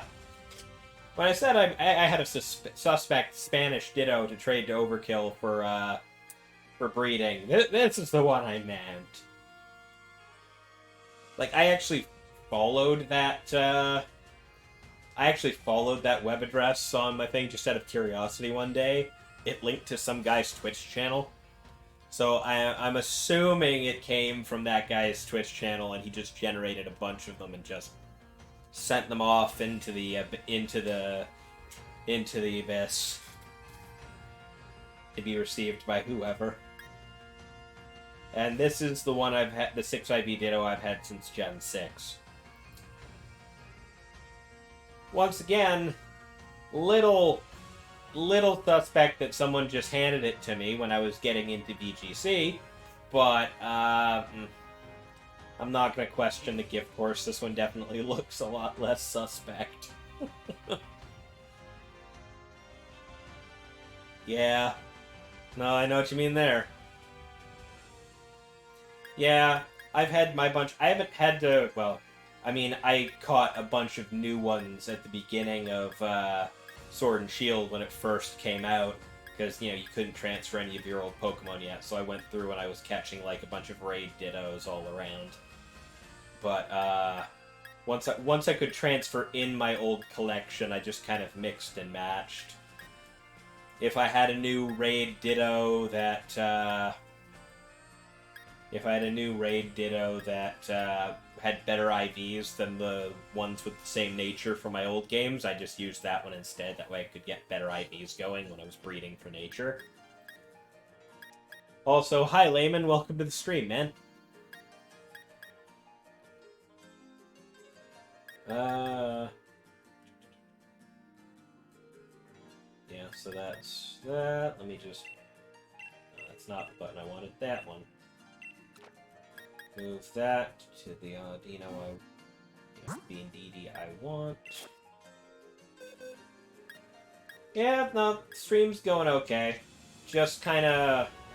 whole thing's about building a team for, building and testing a team for Players' Cup, which starts on Thursday, I believe.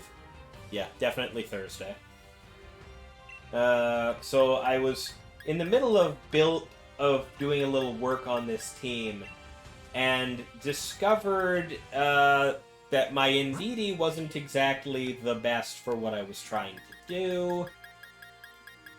Needed to put an egg move on it, but because the male Indeedee doesn't learn the egg move, I had to do a lot more breeding, so I just kind of sat there and went, you know, if it's going to take me this much work and I need to breed a brand new one anyway, I might as well just do the breeding now. Drop that right there. And I'll just put these two. Give you the Everstone.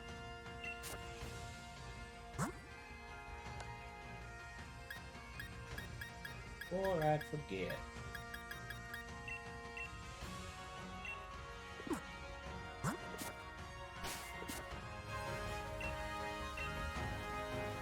Oh, it's past midnight, huh? Okay. Just go in, It's like go into boxes. Like go into boxes, it's foggy around the nursery. Come out of boxes, it's now raining. Yeah, it's midnight. Alright.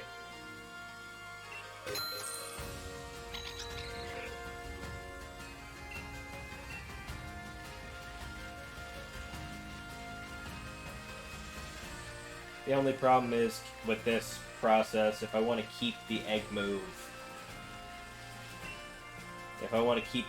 I need to make sure I get a female out of the process. Because the male can't learn the egg move.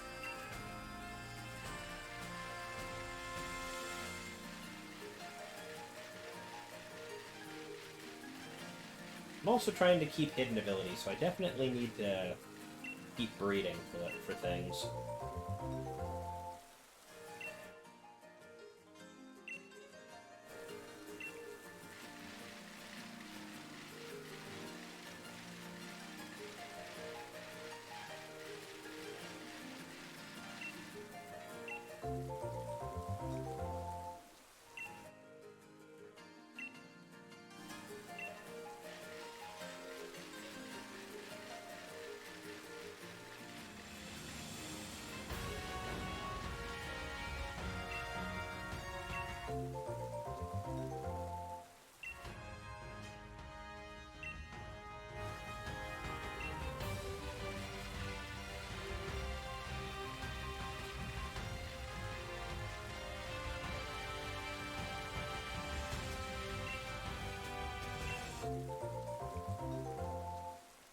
I think that's 5.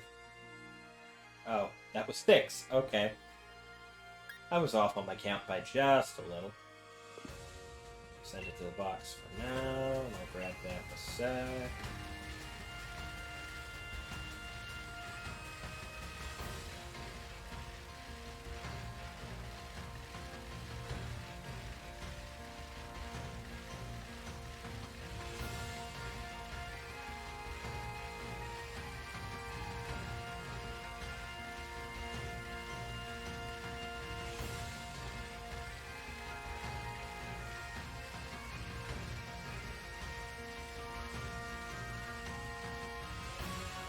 Yeah. But anyways, Layman, I was running my team that I built up a while back. Just kind of built it as a twist on a rental team that I had been using before. I think Wiggles Buddy kind of suggested to me a while ago. So just running that team again and just not quite doing wonderfully with it. Down in Pokeball tier. And just kind of decided at that point, you know what? I think I'm just going to try and adjust this the way that I was thinking. Because basic thing was the original rental team was using Indeedee and Snorlax as a combo. I had kind of, for my version, I'd swapped up Indeedee over to Clefairy.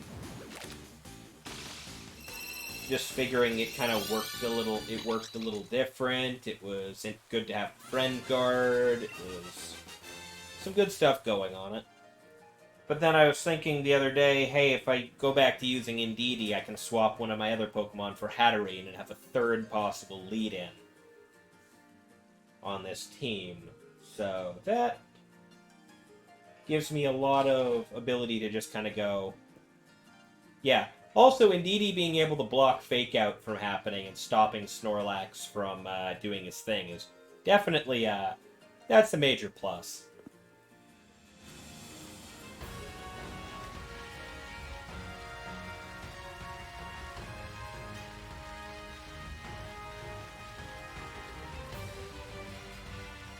So the best part about that is, from experience, it only blocks, Psychic Train only blocks priority moves from from one side to the other. If you're aiming a priority move at a teammate, it doesn't block it. So Comfey's Floral Healing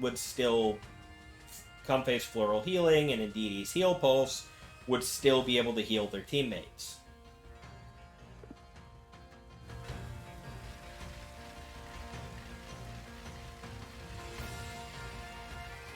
something I learned accidentally multiple times before I thought to look it up.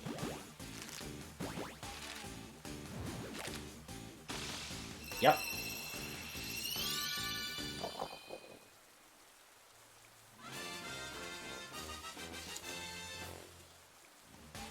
God, Aquajet on Urshifu and freaking Surf on Dragonbolt just to set up that thing. That's a really good strat, and I wish I had thought of it. If you want to make it your main thing, it's definitely cool to have the multiple different setups for it.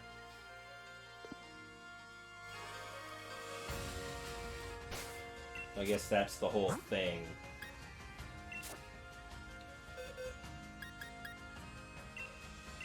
Okay, you're pretty useless to me anyways, because you're a male.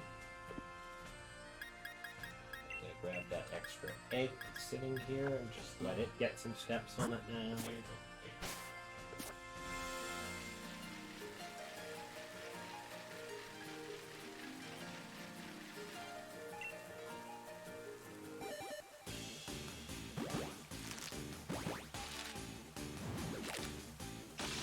I mean, then again, I guess that's why he's the world champ, right?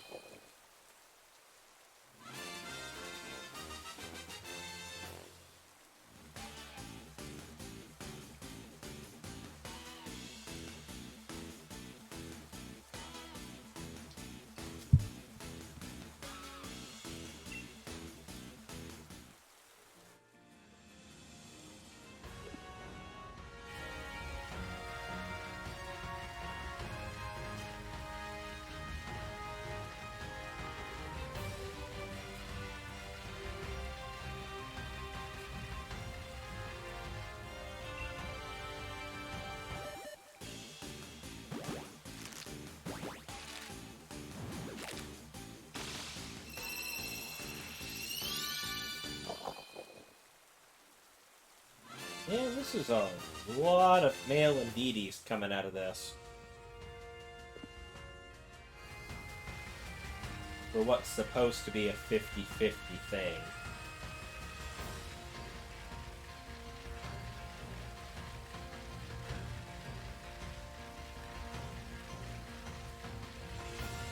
And I think I've got another hour.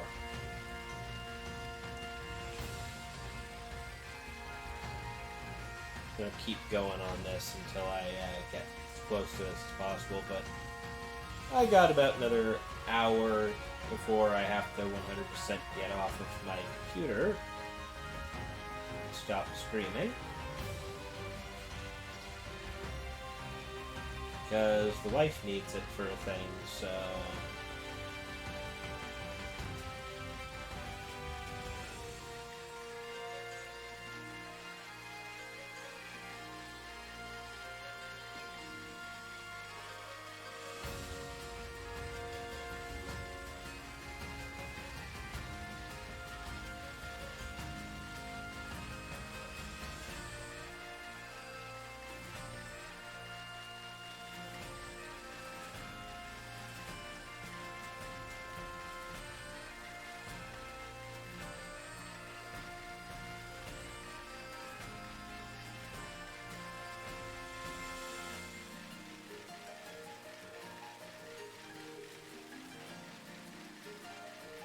And I just have to kind of think in all of this.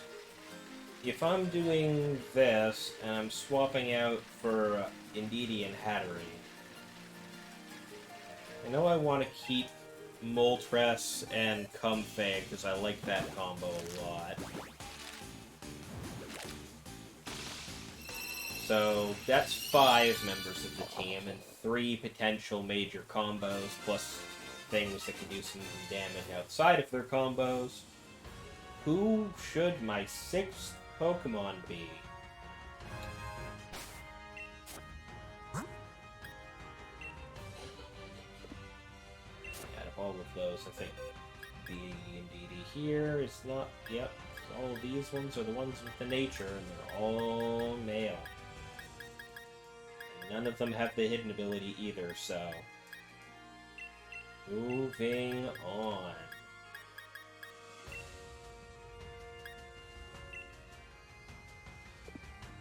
Next bunch of eggs. Dragonite.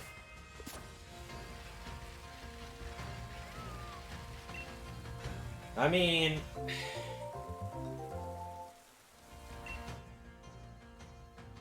Not the worst option, sure. Actually, since I've got it open anyways, what are the usages on him right now? Wow, he's only seeing like 0.46% usage, eh?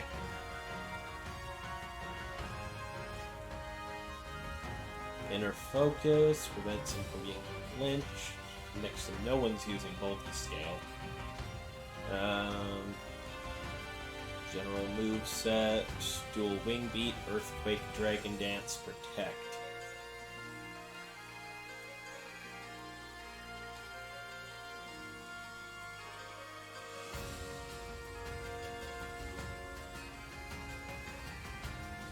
Yeah, it's unfortunate. A lot of people really like him, and I know that's why people try and use him a lot, but... I mean, I kind of understand why nobody's really... Well, okay, 20% of people use Dragon Claw. It's, like, really low compared to the number of other things people use on him.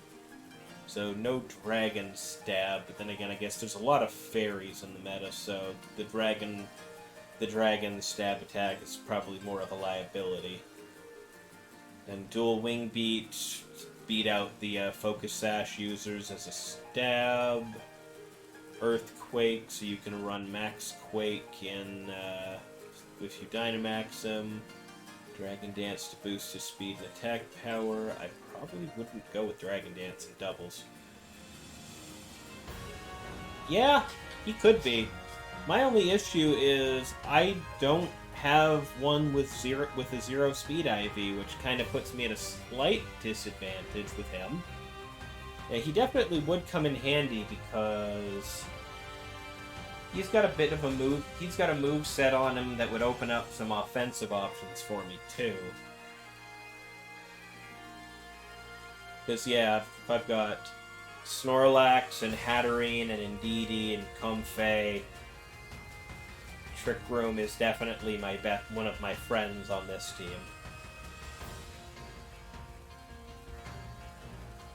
Yeah, I didn't even bother. I just kind of was in the middle of streaming when I did it, and I was just like, I'm just gonna do it. Get this thing and leave. And just move on with my life. So that's my only issue with Runham. He's damn good, though. I absolutely keep losing to that thing, so...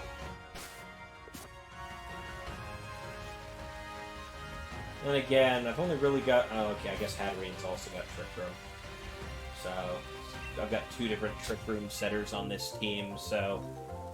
A 6th Pokemon that's a heavy Trick Room offensive is probably for the best, especially with Indeedee and Comfey running support on this team.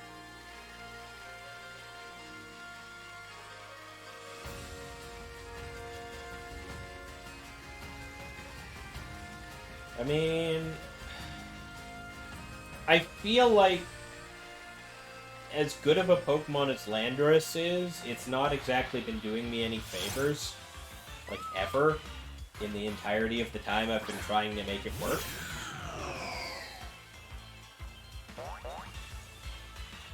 Because I kind of end up losing more often than I end up winning with him. That's just because he's such a huge threat in the meta that everybody comes equipped with a counter. Everybody.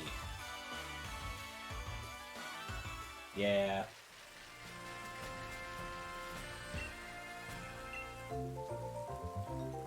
I also appreciate looking at that tier list for this month in competitive.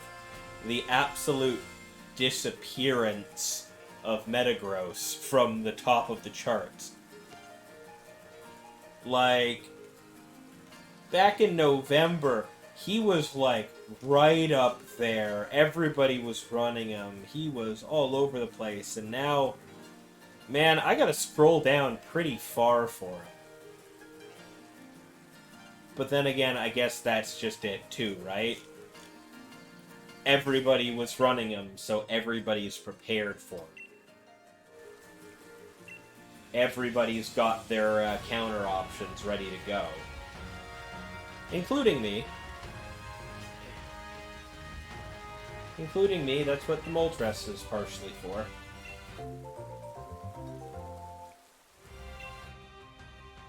Boosted Max Darkness out of Galarian Moltres.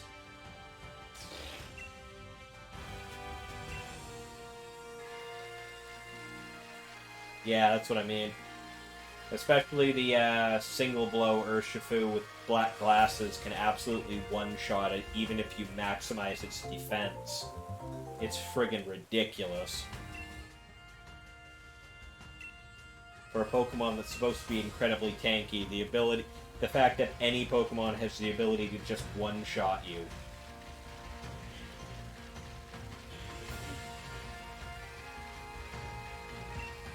No boosts needed.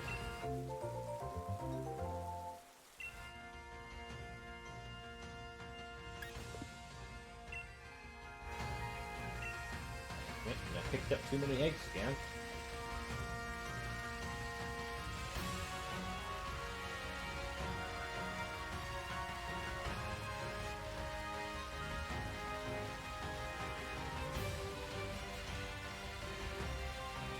Yeah. But anyways. Talking about a potential 6th Pokemon for the team I'm working on for Players' Cup.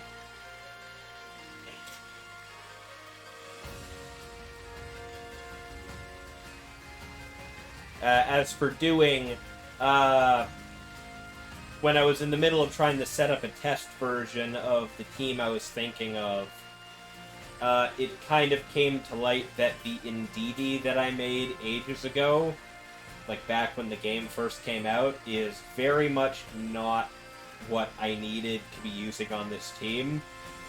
And decided it was a lot quicker to rebreed it than to bother with all of the other stuff that I needed to do, since I wanted the 0 speed IV on it anyway. But now I'm just breeding myself Indeedee.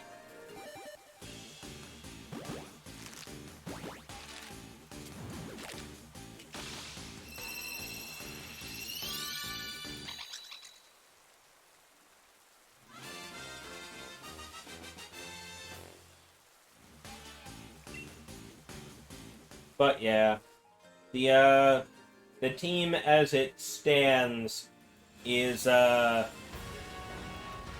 Indeedee, Hatterene, Snorlax, Galarian Moltres, Comfey,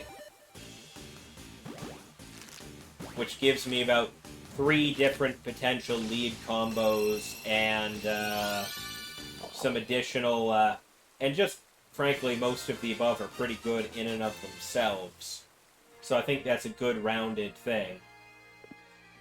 With Belly Drum Snorlax, with Indeedee protecting it, or Indeedee can pivot and just go full Psychic Spam with Hatterene. And then I've got Comfey and Moltres to do the boosting combo there. And then I'm just looking at my 6th Pokemon on that, just like, okay, yeah, but what am I going to use there?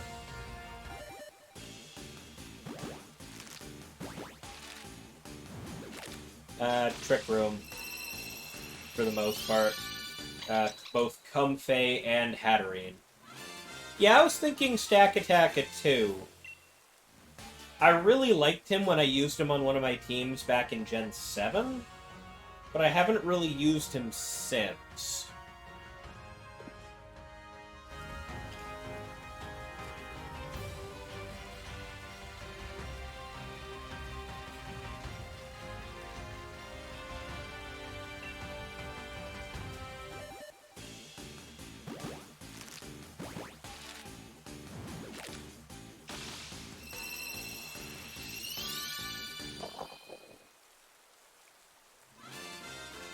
Yeah.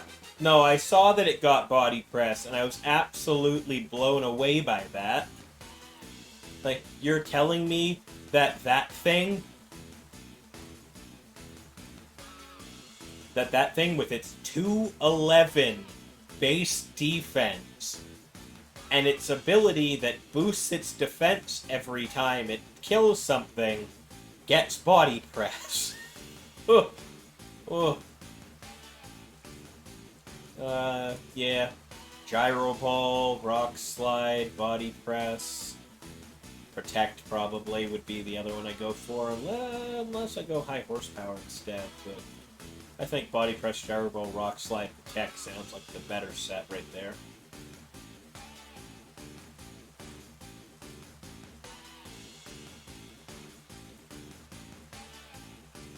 Okay, but why though?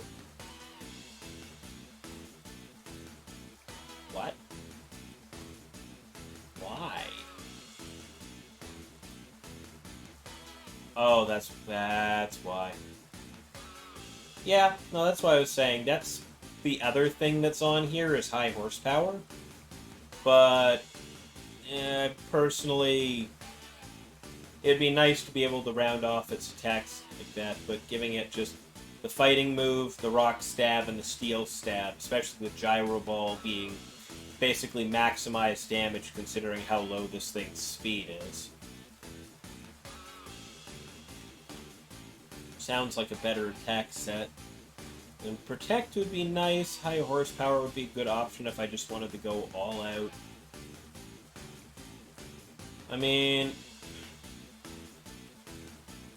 yeah, like I said, Trick Room seems to be the go-to fourth move for this thing on Pikalytics, but I've already got 2 different Trick Room setters on this team, so I feel like I should not. I feel like it's better just to go for a different move on him instead of having the same move on 3 different Pokemon. So I feel like Protect or High Horsepower is a better idea, and I'd probably rather go for Protect. I mean, hell, maybe I'd run him. Maybe I'd run him with an Assault Vest just to kind of cap off his special defense. And not that his special defense is weak in any capacity. It's still, that's 101 base special defense. He is no slouch there.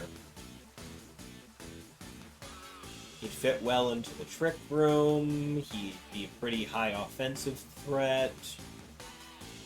Yeah. Oh yeah, he thick. Give him an Assault Vest, and oh boy, that special defense is now no slouch.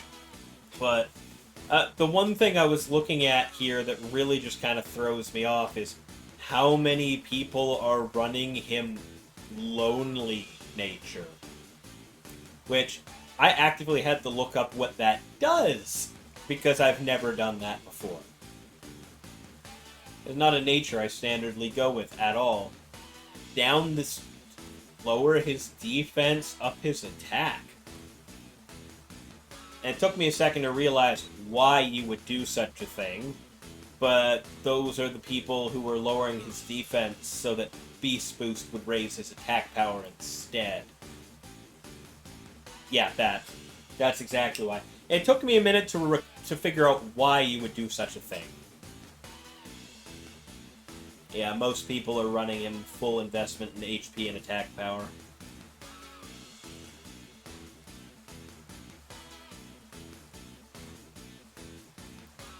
And then just Beast Boost makes him thicker.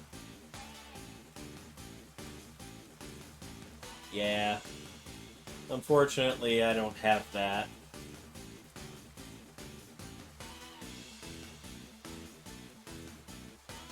I mean, I might, actually.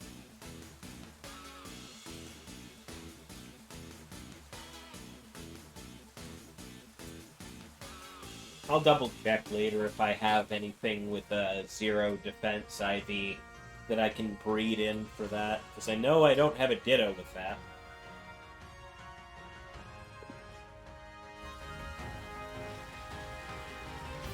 That's definitely a strat to look into.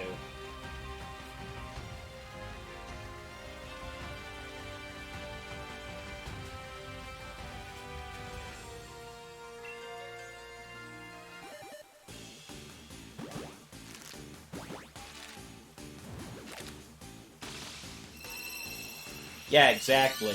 So I'd feel like I'd rather go with its full-out defense, so...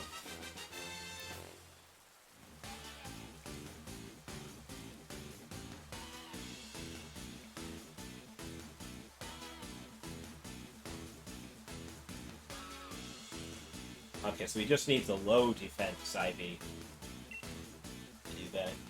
But yeah, no, I agree with Wiggle on this one.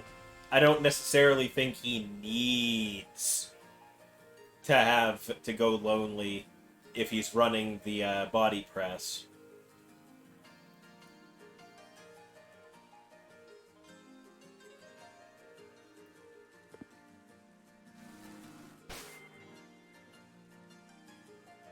Yeah, having him real thick and getting thicker is definitely a good option. Okay, so you're a Psychic Surge, indeedy. Also Psychic Surge with a pausing speed. I'm gonna take you, then. You're gonna be the one to utilize for the next round here. Look at one right now. Bonus.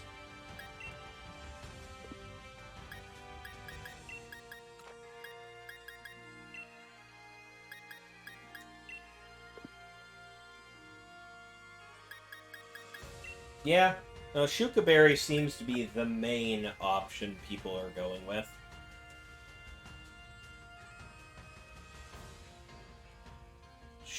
Yeah, 58% running Shuka Berry, 18% going Weakness Policy, 15 with Life Orb, and then just the random, like, 1 or 2% items down below that.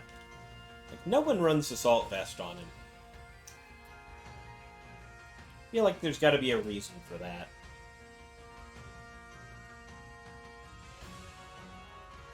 And yeah, fan of bulk-based teams. Yeah, no, I can understand that.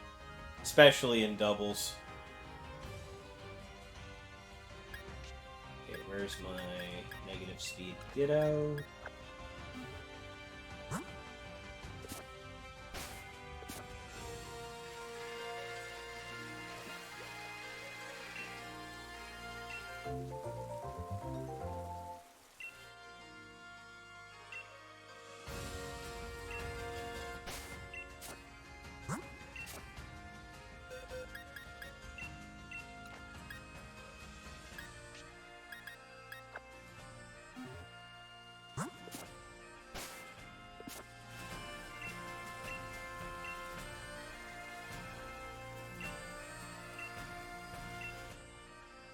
Because, yeah, Shuka Berry does kind of make sense. With that one glaring weakness on him.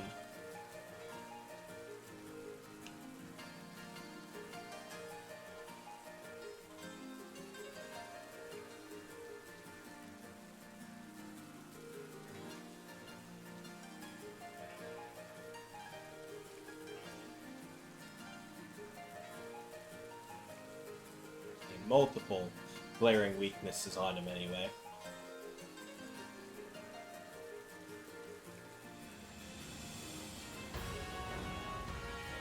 But yeah, I guess ground would be the one to worry about then, because everyone running Max Quake.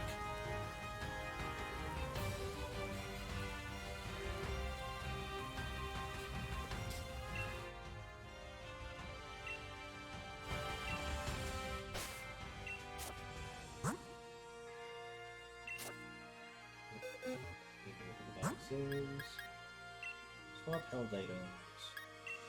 Everstone, fall into the Indeedee. The Destiny Knot.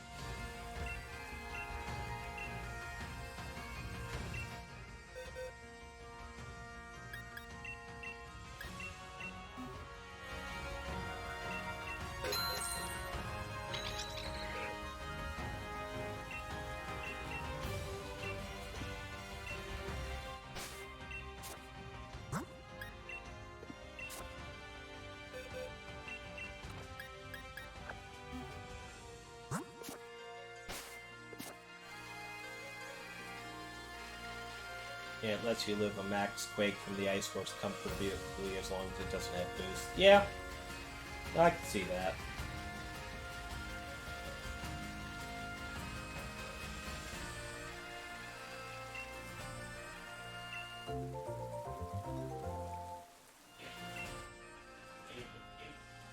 Resist berries are not something I've used a hell of a lot of in any other Pokemon game, but occasionally they are useful as all hell. Especially when you know people are running the hell out of certain types of attacks this gen. Anything that's weak to fighting, steel, or ground is liable to get hit by one of those by just about anything. Poison also. And flying. Definitely flying.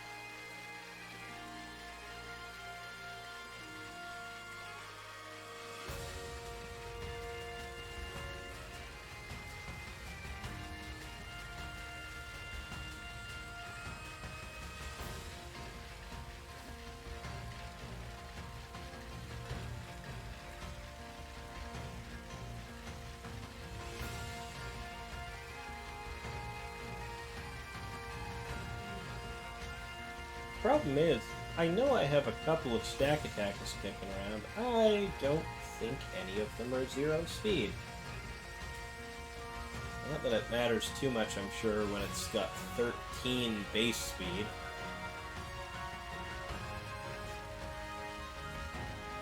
Just gotta try and figure out which one of them has the lowest.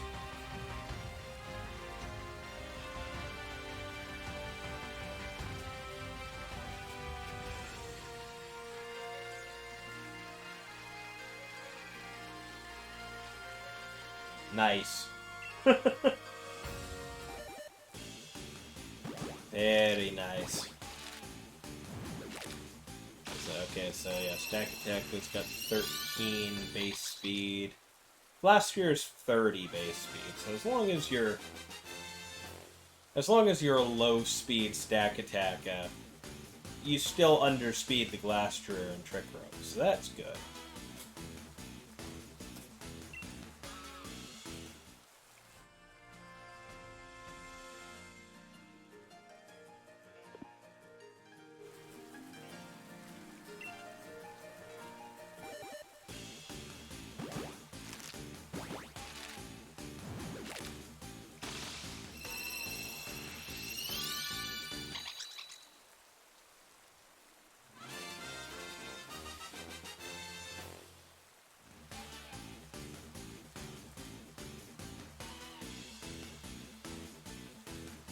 And it can and that Gyro Ball can probably rip apart a Tapu Fini pretty easy too.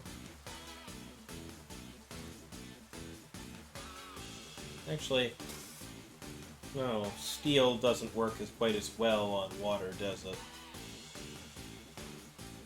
I keep thinking because Tapu Fini is a fairy type, Steel moves are super effective on it, but that's not necessarily true, is it?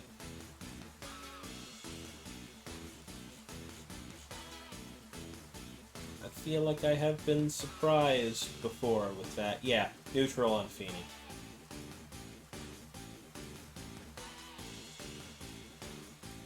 Still gets 2 times by electric or grass. Everything else is either neutral. Oh, no wonder that thing tanks everything.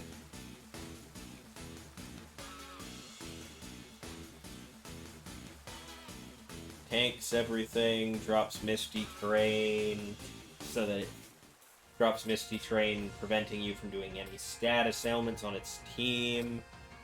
I'm still absolutely shocked at the transition between Gen 7 Tapu Fini and Gen 8 Tapu Fini in competitive. With Gen 7, it being used so consistently as a support, and then suddenly in Gen 8, it's absolutely everywhere as an offensive threat. It's just absolutely mind-boggling.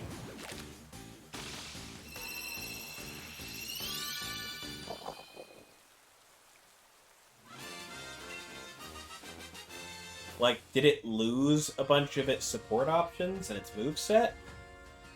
Yeah, well, yeah, this choice spec usage on it's dropped a little bit, apparently. Apparently more people are running leftovers on it, like 58% right now. 11% running Wikiberry, 9% Citrus Berry, choice specs down to 8%.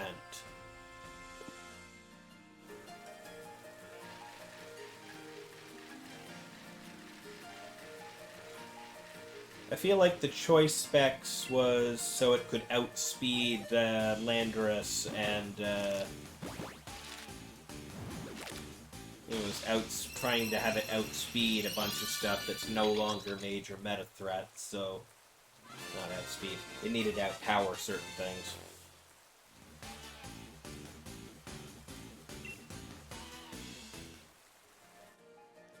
Yeah, I suppose. In a generation where Tapu Koko was absolutely ridiculous as an offensive threat, that everyone had to run something with Lightning Rod to counter it. Yeah. Yeah, me too, honestly. I was very much expecting Tapu Koko to kind of be up and away one of the most used things again when it suddenly was able to be. Yeah. I mean, minus the fact that Fini underspeeds it and takes away its electric terrain, but...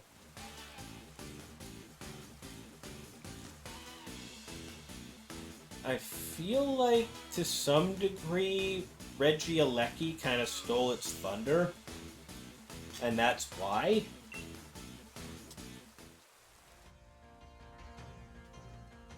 Yeah, that too. I think a lot of people were salty about the fact that the Tapus couldn't learn any of the tutor moves. Well, the appropriate ones anyway. Like, Bulu doesn't get Grassy Glide, Koko didn't get Rising Voltage. It's just, none of them get the good stuff that they probably should have, but then again, they'd be broken if they did. But yeah, no. Yeah, Regieleki Koko would be pretty good, especially with Regieleki boosting its own electric attacks pretty well. Yeah. Yeah. I mean, I saw enough people trying to run Lele Hatterene or Lele Alakazam up front.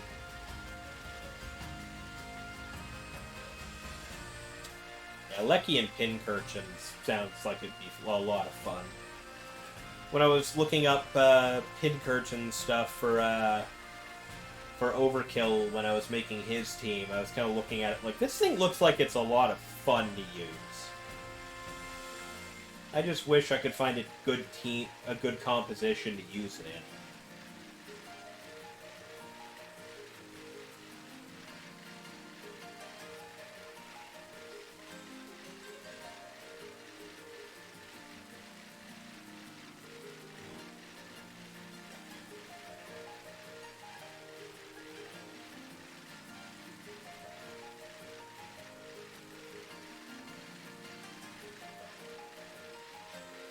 Zan.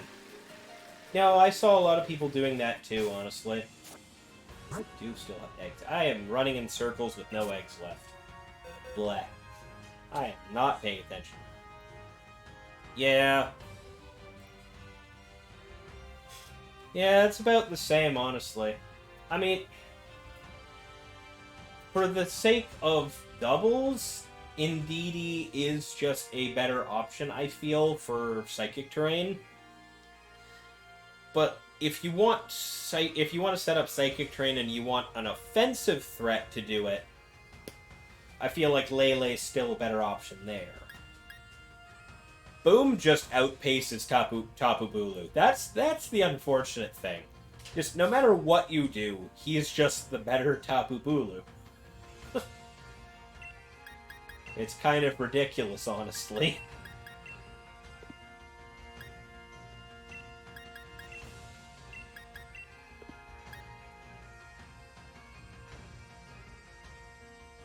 Yeah, and indeed he gets Expanding Force, which just up and away makes it a better option.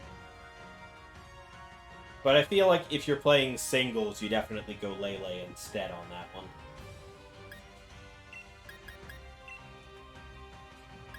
Okay, so we got a hidden ability. Right? I mean, that's literally one of the strats I'm pulling together in this team. That's why Hatterene's going in here. Like, I definitely saw a lot of people running Focus Sash Sam next to Indeedee a while back. That was definitely a thing that I saw plenty of. A lot of people really wanted to make it work, but Sam is just a little too squishy in doubles, and especially in a meta where having bulk is god, and Trick Room was everywhere. Hatterene just came out as like the clear winner on that one. I saw a lot of people trying to use Espeon too.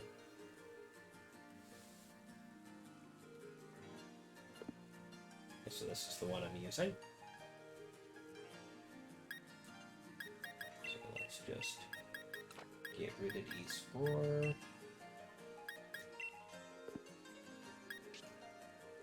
Go grab my 6IV Ditto. And these 2 are gonna be breeding until I get a better one.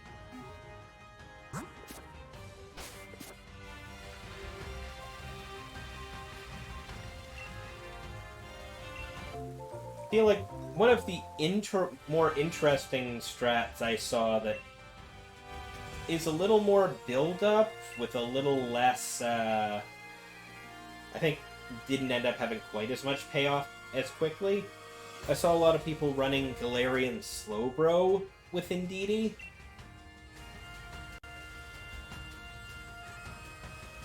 Hey, White Fang, welcome to the stream, man. Thank you very much for the follow.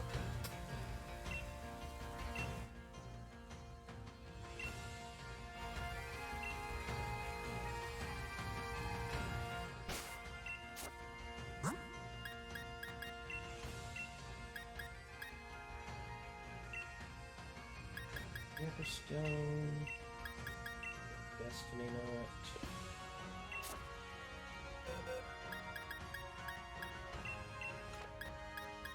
Go back in your box.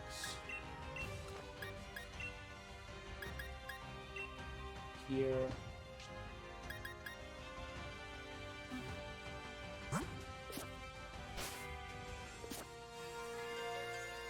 Yeah, no problem.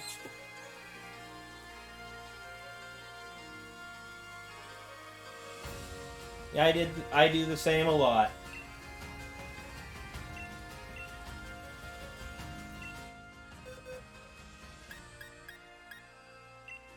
Enjoyed the amount of your stream I caught last night too, man.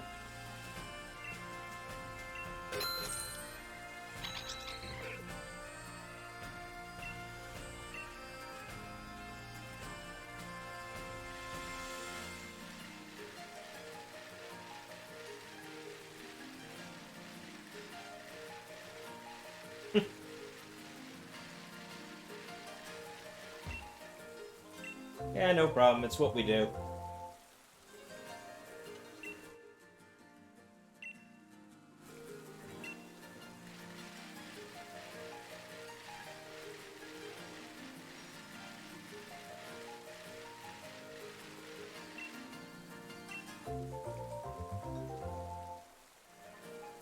Just a lot of competitive Pokemon talk going on in this chat right now that you just walked into.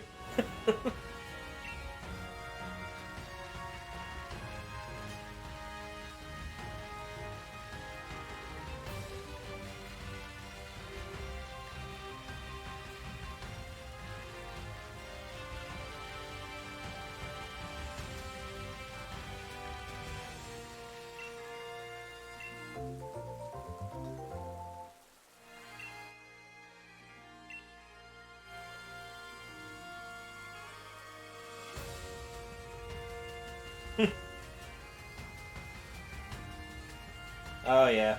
Yeah, I kind of still haven't gotten around to completing the Pokedex for Crown Tundra either. Uh, kind of wasn't horrifyingly interested in the actual rewards for that up front. So I've just kind of put it on the back burner. Which is kind of the height of laziness for me, honestly, because it's not that I need to actually work for it. I legitimately just have to go into Pokemon Home and transfer a bunch of things over. I've got all of the new things already.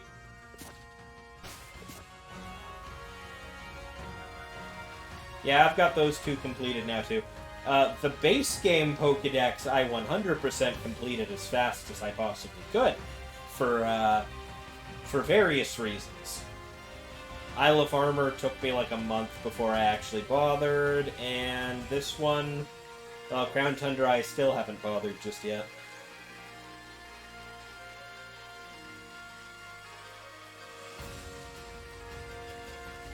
Right? I just got all sorts of other things on my mind for this game right now that I haven't even bothered to do that.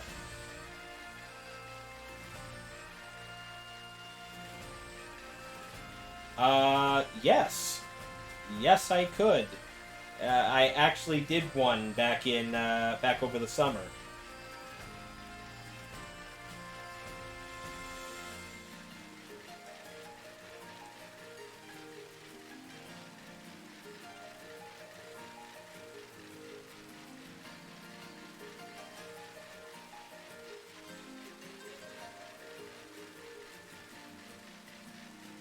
Oh, you too, eh, Wiggle? Yeah, no, well...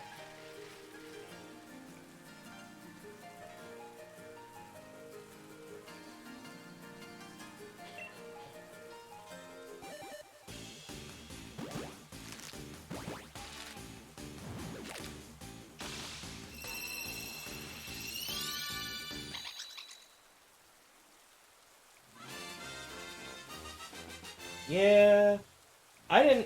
I don't think I had a huge issue with the fire gym. That might just be me. Oh no, I'm just trying to breed myself a new Indeedee for competitive use right now. I started this, like, the better portion of this stream, this is mainly me trying to prepare myself for the Players' Cup next weekend. So, I've been team building and testing out stuff in Ranked, but, I kind of, while in the middle of trying to modify my team a bit, I realized, the Indeedee I had wasn't quite optimized for what I needed it for, so I just kinda started breeding myself a new one because, well, there are certain things you can't adjust.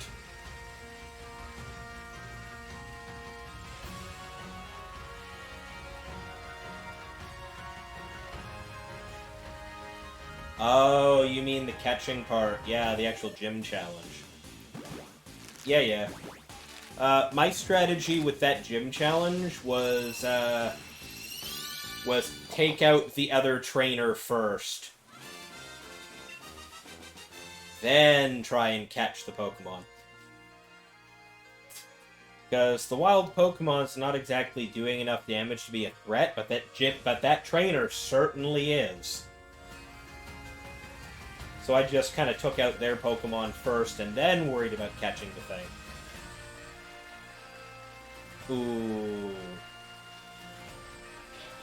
Ooh. Yeah, that sucks. Oh, the Lumbra was your only death. Oh, well, you did better than me, then. Oh, man, I lost so many Pokemon over the course of that run. I lost so many Pokemon by the end of that run that, when I was getting towards the end of the game, I was running out of places to catch new things. Oh, in that gym. Okay, yeah. I was about to say, if you only lost one Pokemon in all of a Nuzlocke, that's pretty good.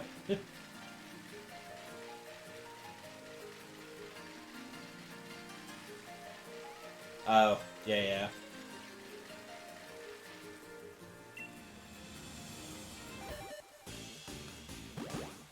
Ouch. Oh, man. What was it on mine? I think... Just offhand, you know... Who was your, What Pokemon was your MVP during that Nuzlocke run?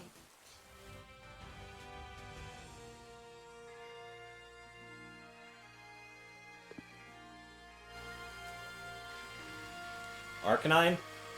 Yeah, I understand. For me, my team MVP was Hitmonchan. Yeah, I had an Arcanine for a very short amount of time, and it died.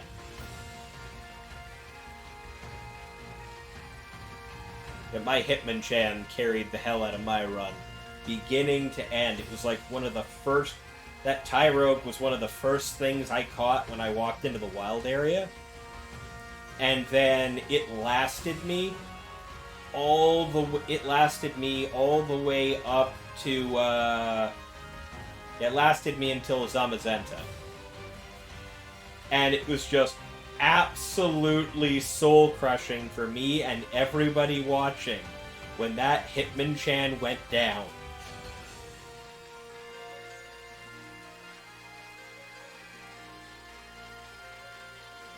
It's taking a bit. Did I run out of eggs again? Yes, I did. I gotta pay more attention to what I'm doing. I keep, let's see. Here we go. There's my listing for,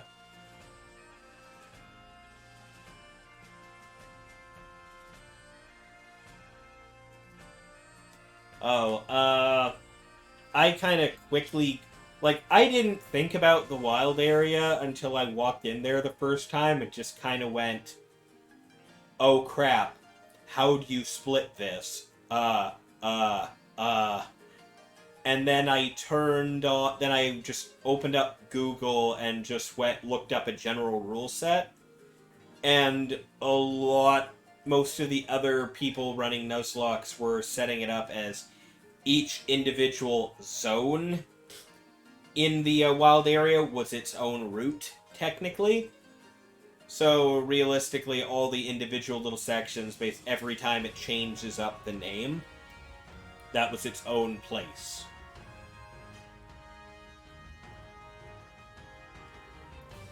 Let's see here. How did I have...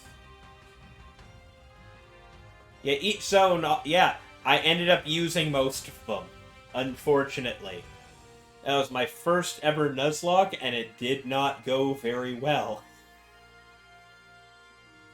I think at the end of the day, that is a lot of mons. It really was.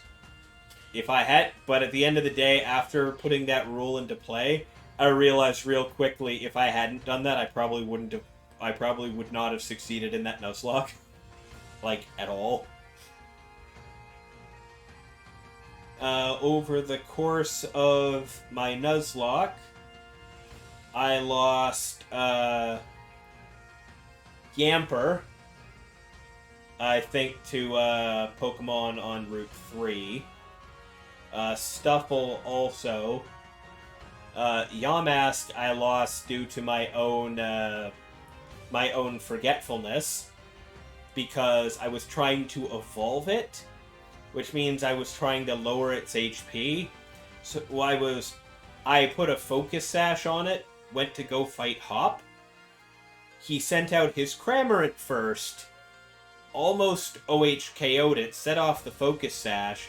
I was getting ready to switch it out next turn when I realized that he had almost OHKO'd it with Surf. And the minute I hit it Encounter hit me and murdered Yamask. I lost Corvisquire. I don't remember where that happened. Quagsire went down. I lost Colossal. I remember. Yeah, I lost Colossal to the Fairy Gym.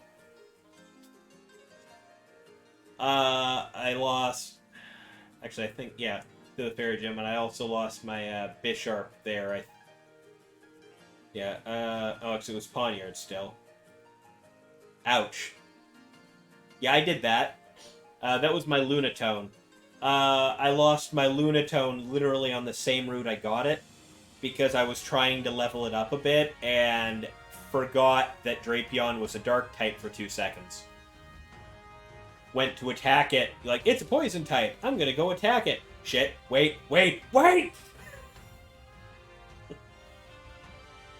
It was like 2 a.m. at that point when I was playing, so I was like really tired and wasn't paying attention enough.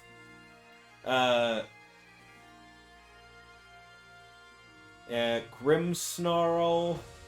I forget where Grimmsnarl went down. Grimmsnarl probably went down to the Ice Gym leader.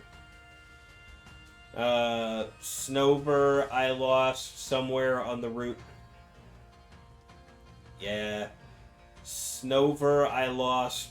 Snover and my Inteleon, I lost on the route on the way to the Dark Gym. Because of one frigging fisherman who got multiple lucky crits in a row and just destroyed both of them. Also, I had a Graplock. That didn't last very long. That literally lasted me up the path, up the walkway from the lake where you encounter them to the Dark Gym. Yeah, not in my case, he didn't. He was doing so good, and then he got... Then one fisherman on that... In the middle of that lake where you have the... Well, after the Dreadnought run away. Just absolutely lucky crit and destroyed it. Oh. You didn't even use it? Yeah, no, I was using Inteleon from right up to the end, basically. Is I set some lovely rules for myself, and that's probably part of why I didn't do so great. That I was not allowed to catch any Pokemon once I had 6. So I was always limited to the ones in my party. Nothing could be stored in my PC unless it was a legendary, and I caught that because I had to. So that rule definitely made things a little more difficult to strategize with.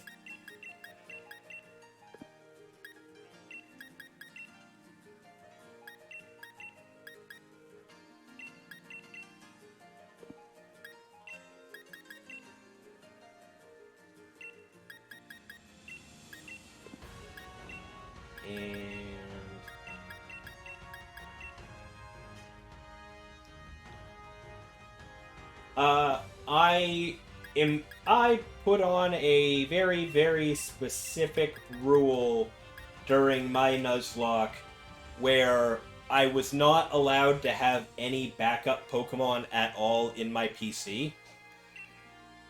So once I had a full team of 6, I was not allowed to catch any to top me off and have extras.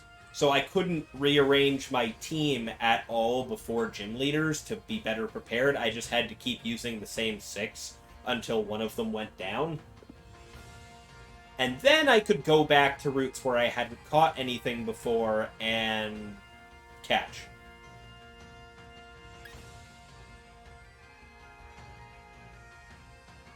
So every time a couple of my Pokemon went down during a run, I just kind of tried to strategize where the best place to get something was, what's there, what's the best thing to do. Yeah, it didn't make it easy on myself, I'll tell you that. But yeah, aside from that, my end game team was, like, I had an Unpheasant that I named, I know I nicknamed it something. Something about hating it. I think I named it Cannon Fodder. Because I didn't want it. I think it was... How was it that I got that on... Oh, yeah. I was trying to replace Unpheasant with something. I was trying to replace one of my down Pokemon with something. And...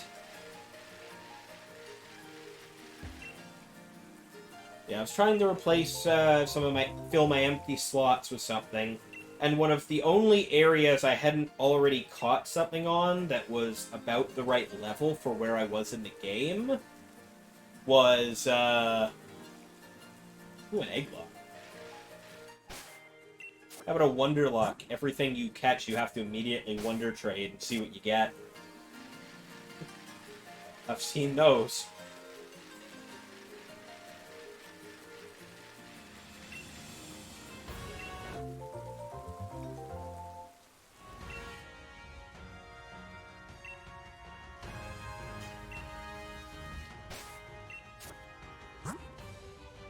Yeah, the Unpheasant, I think... yeah, the only... yeah, Wonder Trading is kind of sus right now, so I don't know if that would be any amount of challenge, or if you just end up with a level 100 shiny with 6 IVs every time you do it.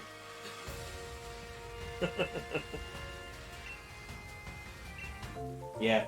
So yeah, the only, Alright, White Fang. Have a good night, man. Thanks for the lurk.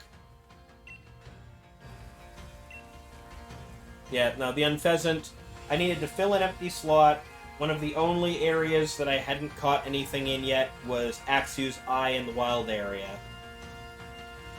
And I was doing my strategizing, and based on the current weather at the time in the area, there wasn't a lot of good options for things.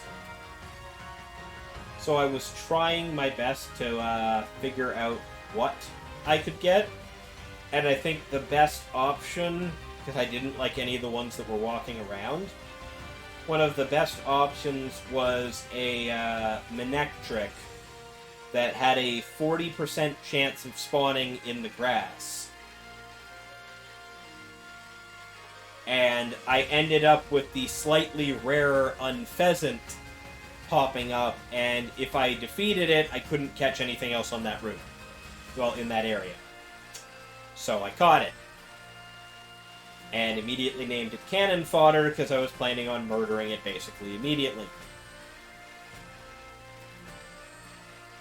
And then that frigging thing carried me through 2 gym leaders, and I felt bad about it immediately thereafter. But, you know.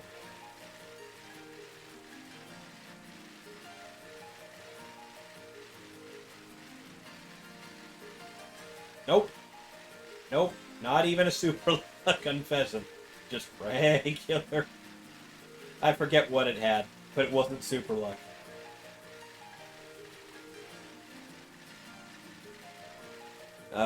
Also... it managed to get... yeah, it was Big Pecs. It managed to get me through a lot after that. I think I only ended up losing it during, like, the, I think I lost it during the Gym Leader tournament. So...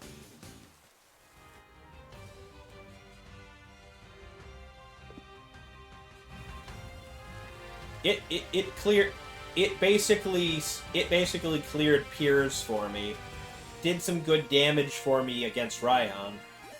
And I still was using it through the actual championship tournament.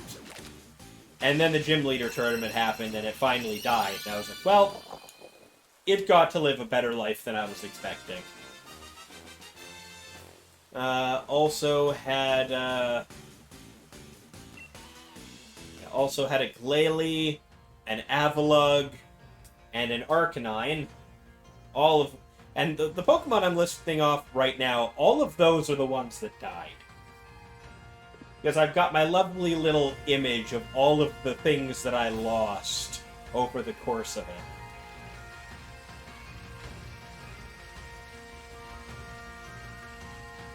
it. And this also has...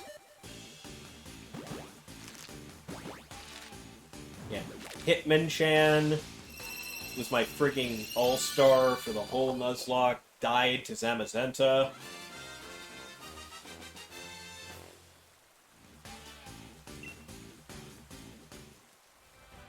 My Golurk. I think my Golurk died. I think my Golurk died up against Hop at the end of the game. Because I basically sacrificed it to drop a Hyper Potion on another Pokemon in order to win the fight. My Toxapex basically was my all-star at the end because he finished the job where my Hitmonchan died. And Eternatus. Because why the heck not?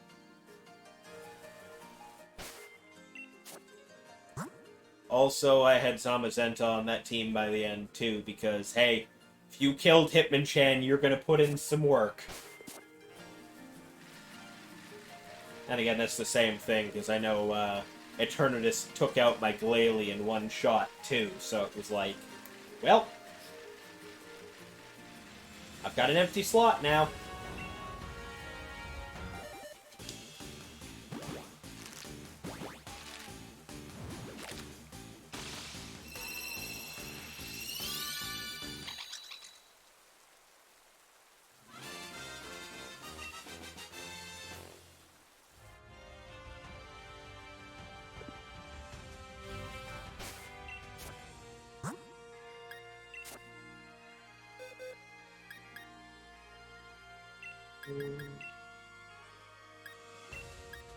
As good as the one that can't take care of.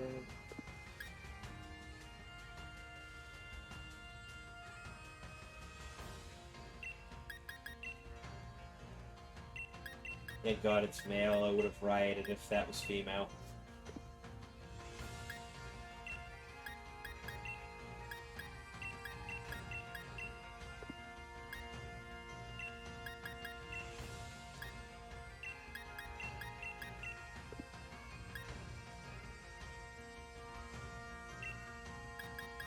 Own tempo.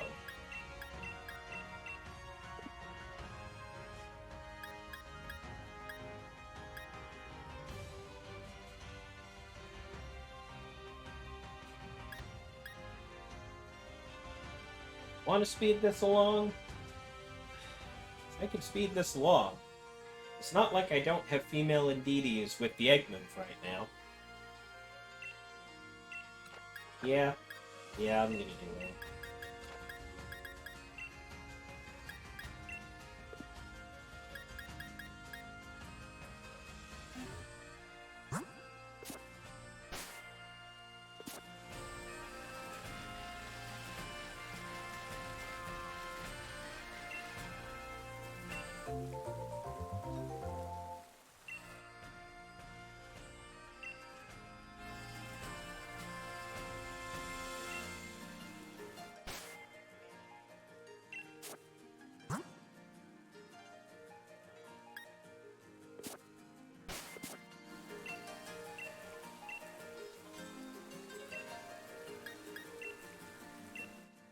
Sweetie.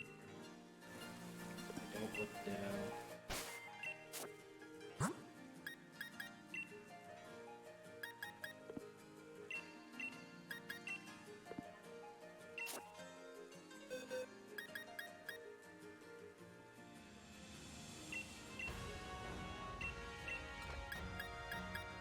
I'm just gonna go ahead and keep you handy.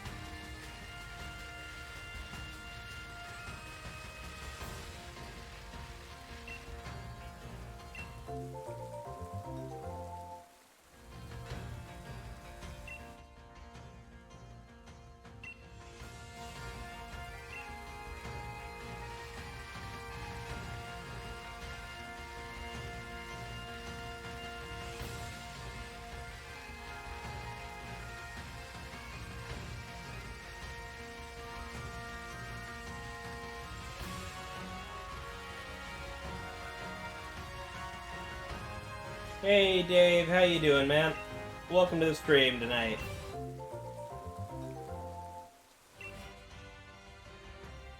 As you can see, the team building, ranked, and testing has kind of devolved into breeding.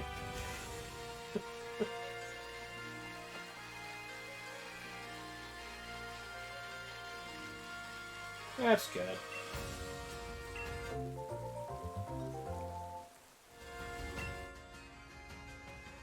Who'd you raid tonight?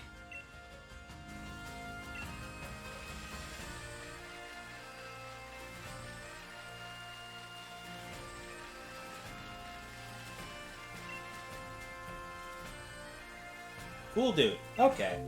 Yeah.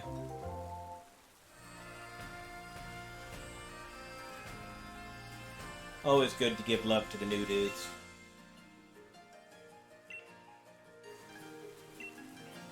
Great way to introduce yourself, too.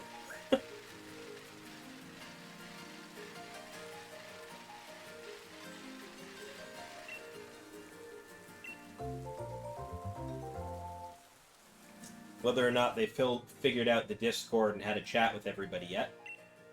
Oh, I've already got 5 eggs.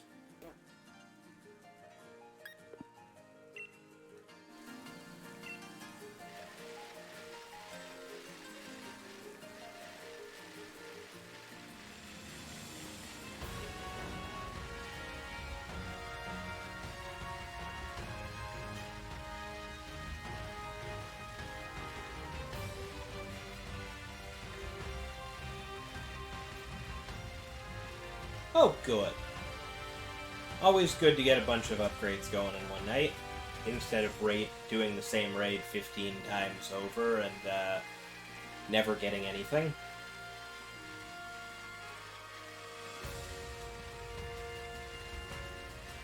Yeah, we've been in here discussing Nuzlockes for the last little while, and I was just talking about all the Mons lost during my Nuzlocke.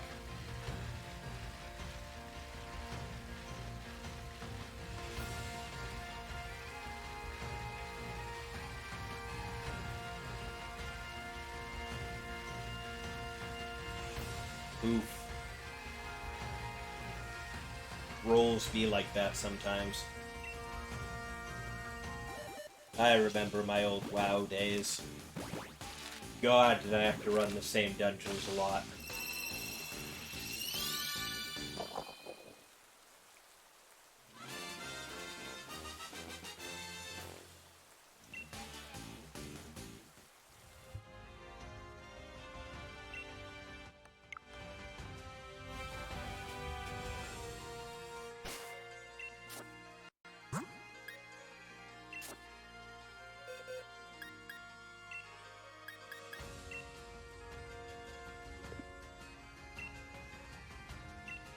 Mode.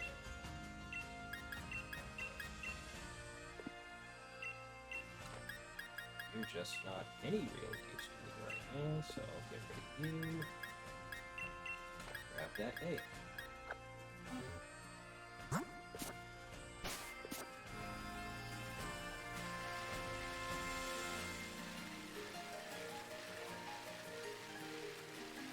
Yeah, we were discussing Nuzlocke runs earlier, because White Fang was here for a bit. He was talking about, oh, imagine if someone did a Nuzlocke in this game, and me and Fingerwiggle were both sitting there like, yeah, both of us did that over the summer. That was fun.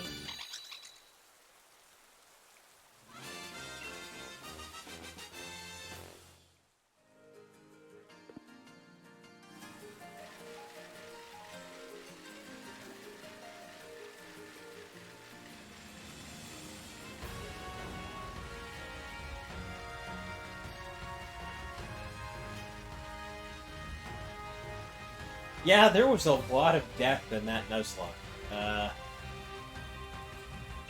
Yeah. Rip Bruce. Bruce was an absolute legend. And it took an actual legend to bring him down.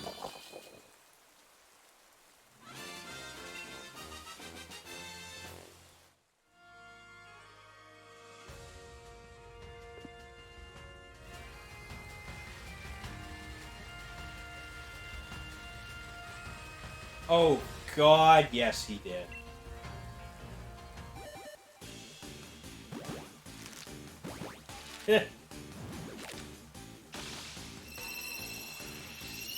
Poor Woobat.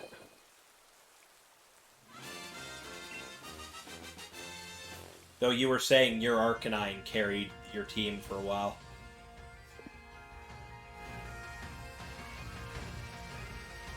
My Arcanine didn't last anywhere near as long as I wanted it to.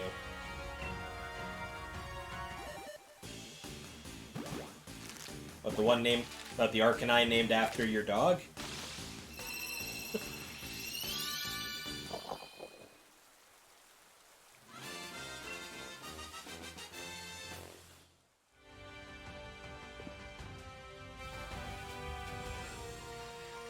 Woobat was the stream favorite. Yeah, no, Bruce was kind of the stream favorite on my end, as well as being the one carrying the team for most of it. It was hilarious.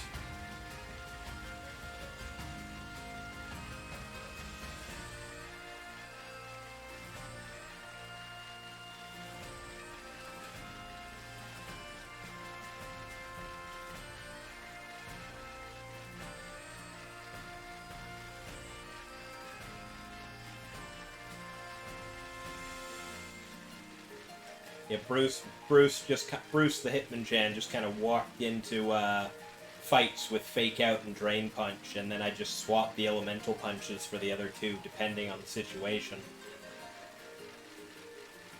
Yeah. I mean, it also helped that Bruce was a fair amount higher level than the rest of my team, just out of sheer happenstance of the fact that he was the only surviving member for the most of that thing. So he got most of the XP over the course of the whole game. And then Drain Punch would just frigging heal him after every hit he took, and he'd just tank his way through everything.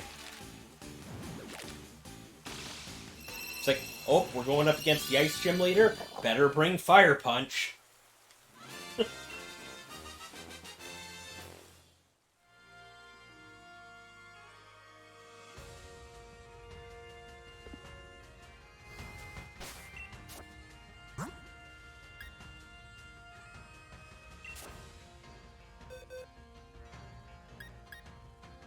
Also, I swear to God, as much as I am fully aware that Indeedee has a 50-50 chance of being male or female, holy crap, I'm getting a lot of males out of this.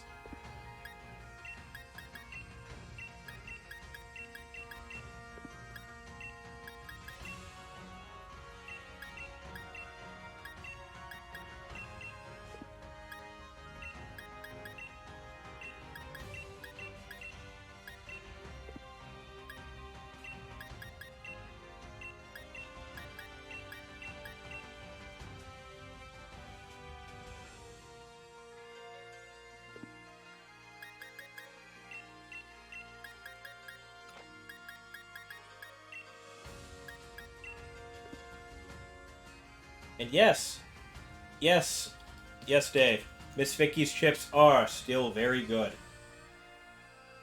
Very, very good.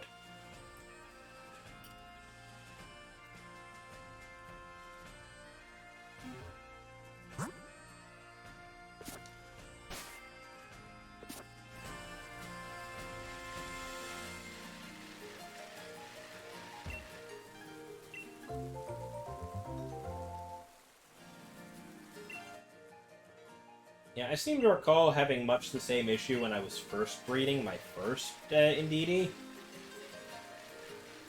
But it's just weird how that coin toss works.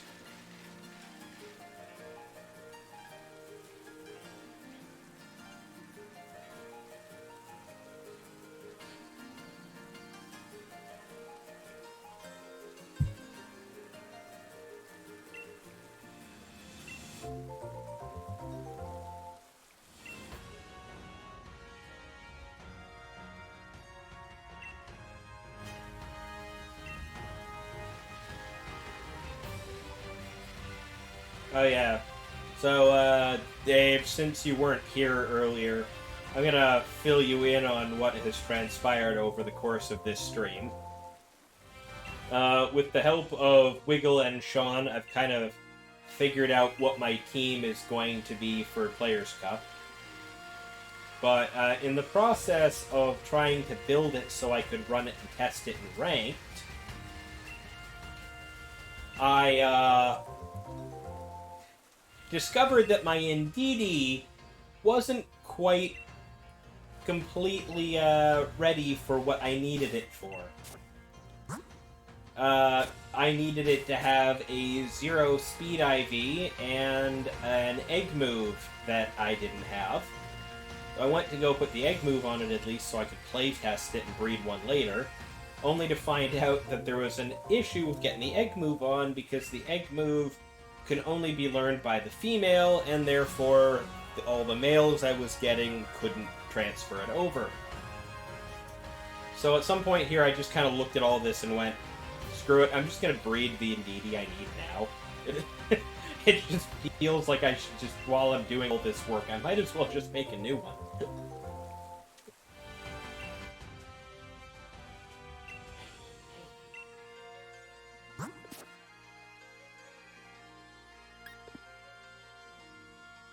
Yeah, the rest of the stream later.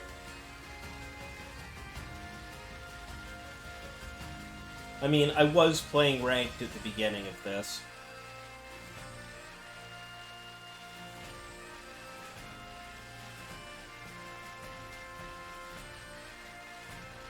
Like, I was using my team from the Civil War tournament, because I thought it was probably one of the better teams I had still kicking around, and I kind of wanted to base my team for Players' Cup off of it, if nothing else. And then after losing a couple matches in a row, I went, okay, you know what, I've got ideas for this, let's change it up. Went to go look at the Ndidi and just, oh, well,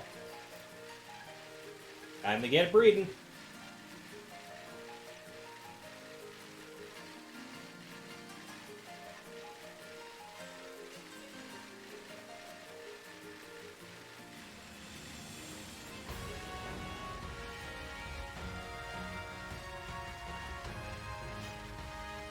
Also, in the midst of this, gotta remember to make sure my Hatterene for this team is G-Max instead of regular.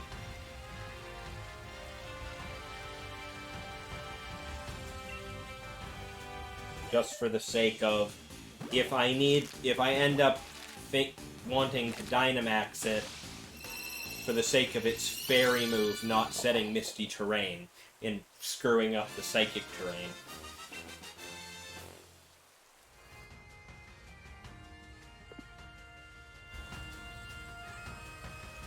Also, Confusion's nice. Yeah. No, G-Max Smite's pretty good. I like it. But the major reason is just, I don't want to replace my Psychic Terrain. So, I'll use the G-Max move so it doesn't set Misty Terrain. That's the major reason.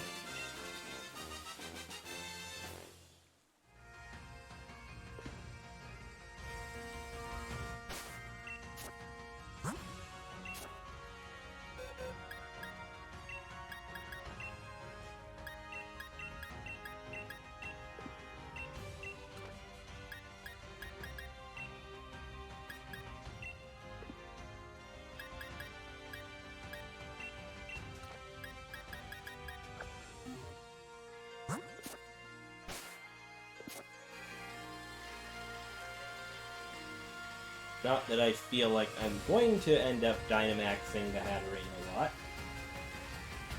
but I like to have the option.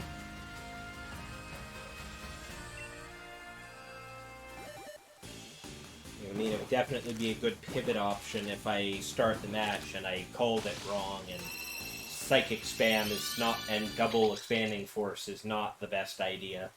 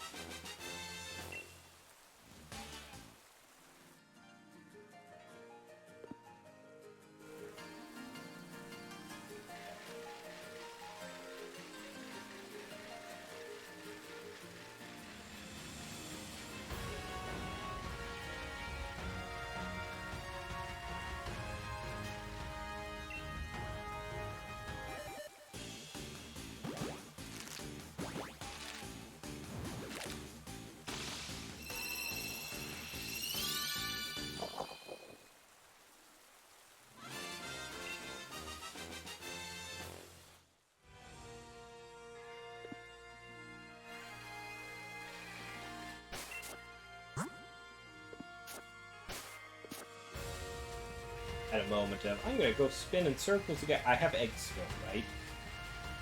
Don't want to do what I've been doing multiple times over and just be sitting here spinning in circles when I don't have any eggs.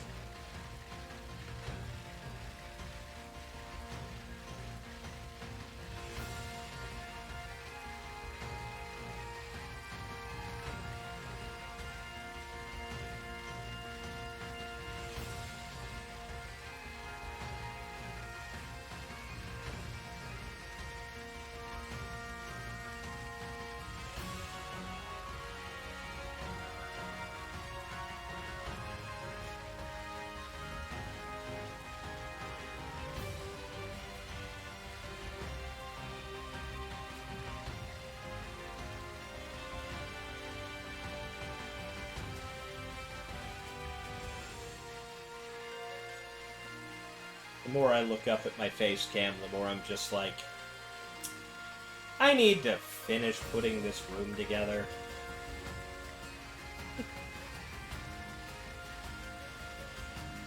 I got books to go on those shelves, decorative things to sit on top of them, figures and model kits to sit in that glass case, artwork for the wall.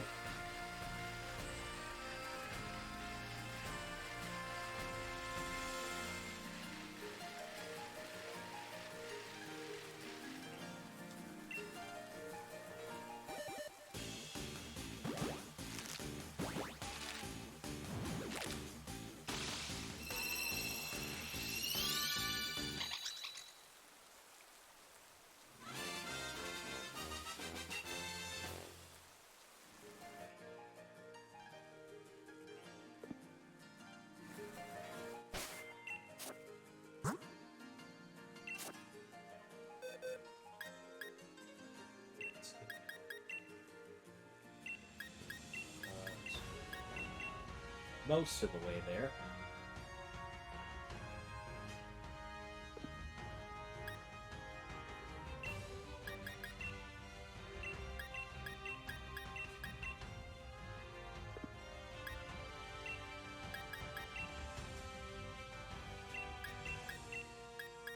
Yeah, it's a pretty cute mon.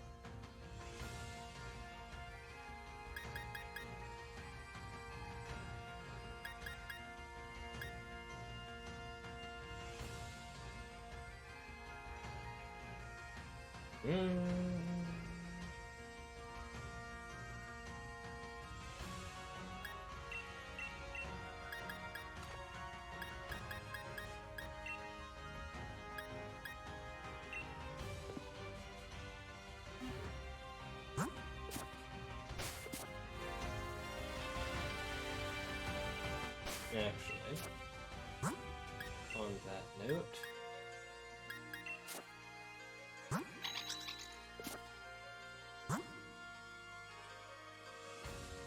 yeah.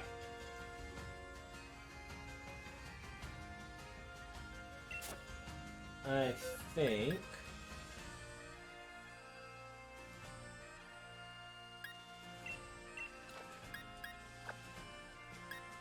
I'm gonna call it for breeding now and just use that one.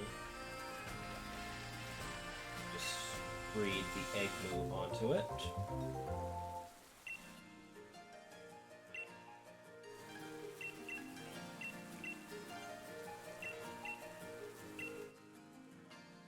And just bottle cap the special attack.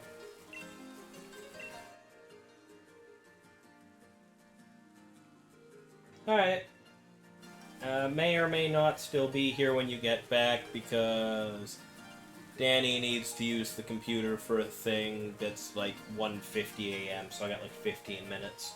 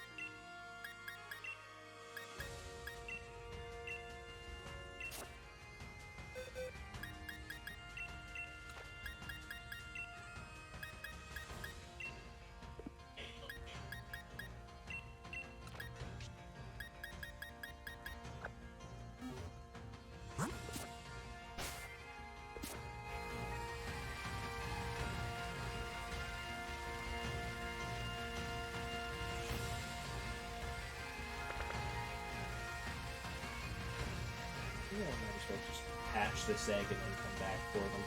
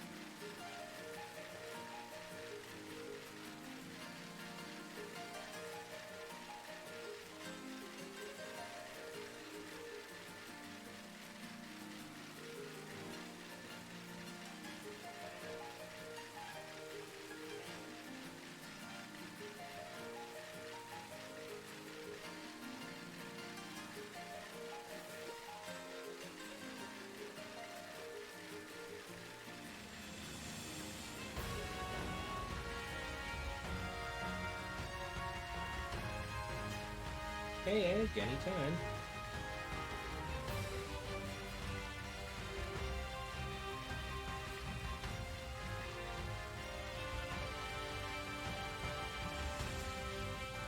There we go.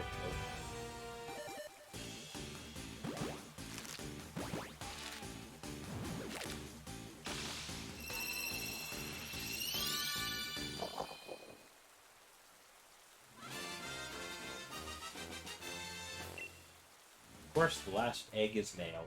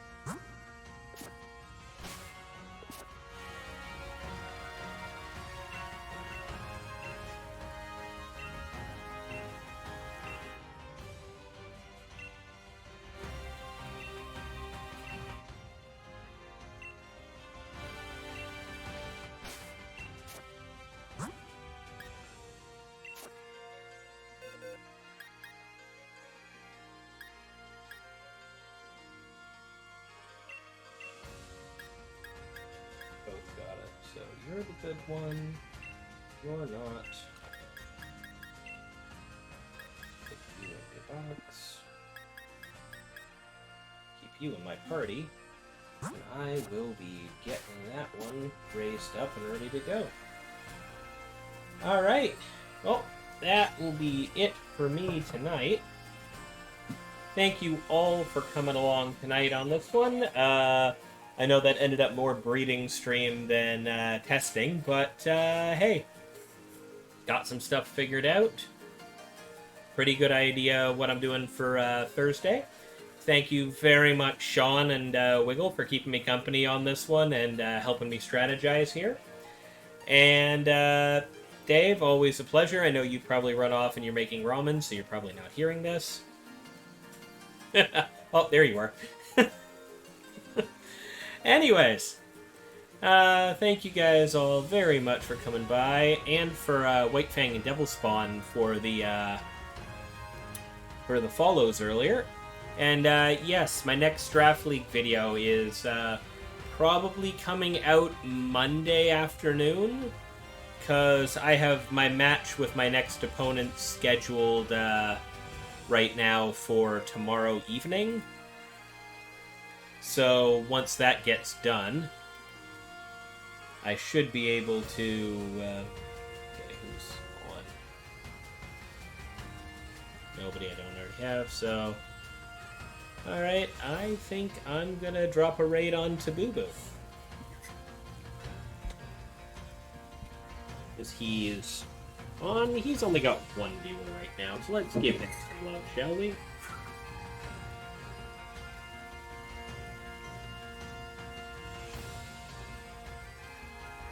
Looks like Cool Dude's shut off his stream for the night, or he just doesn't have his Twitch attached to his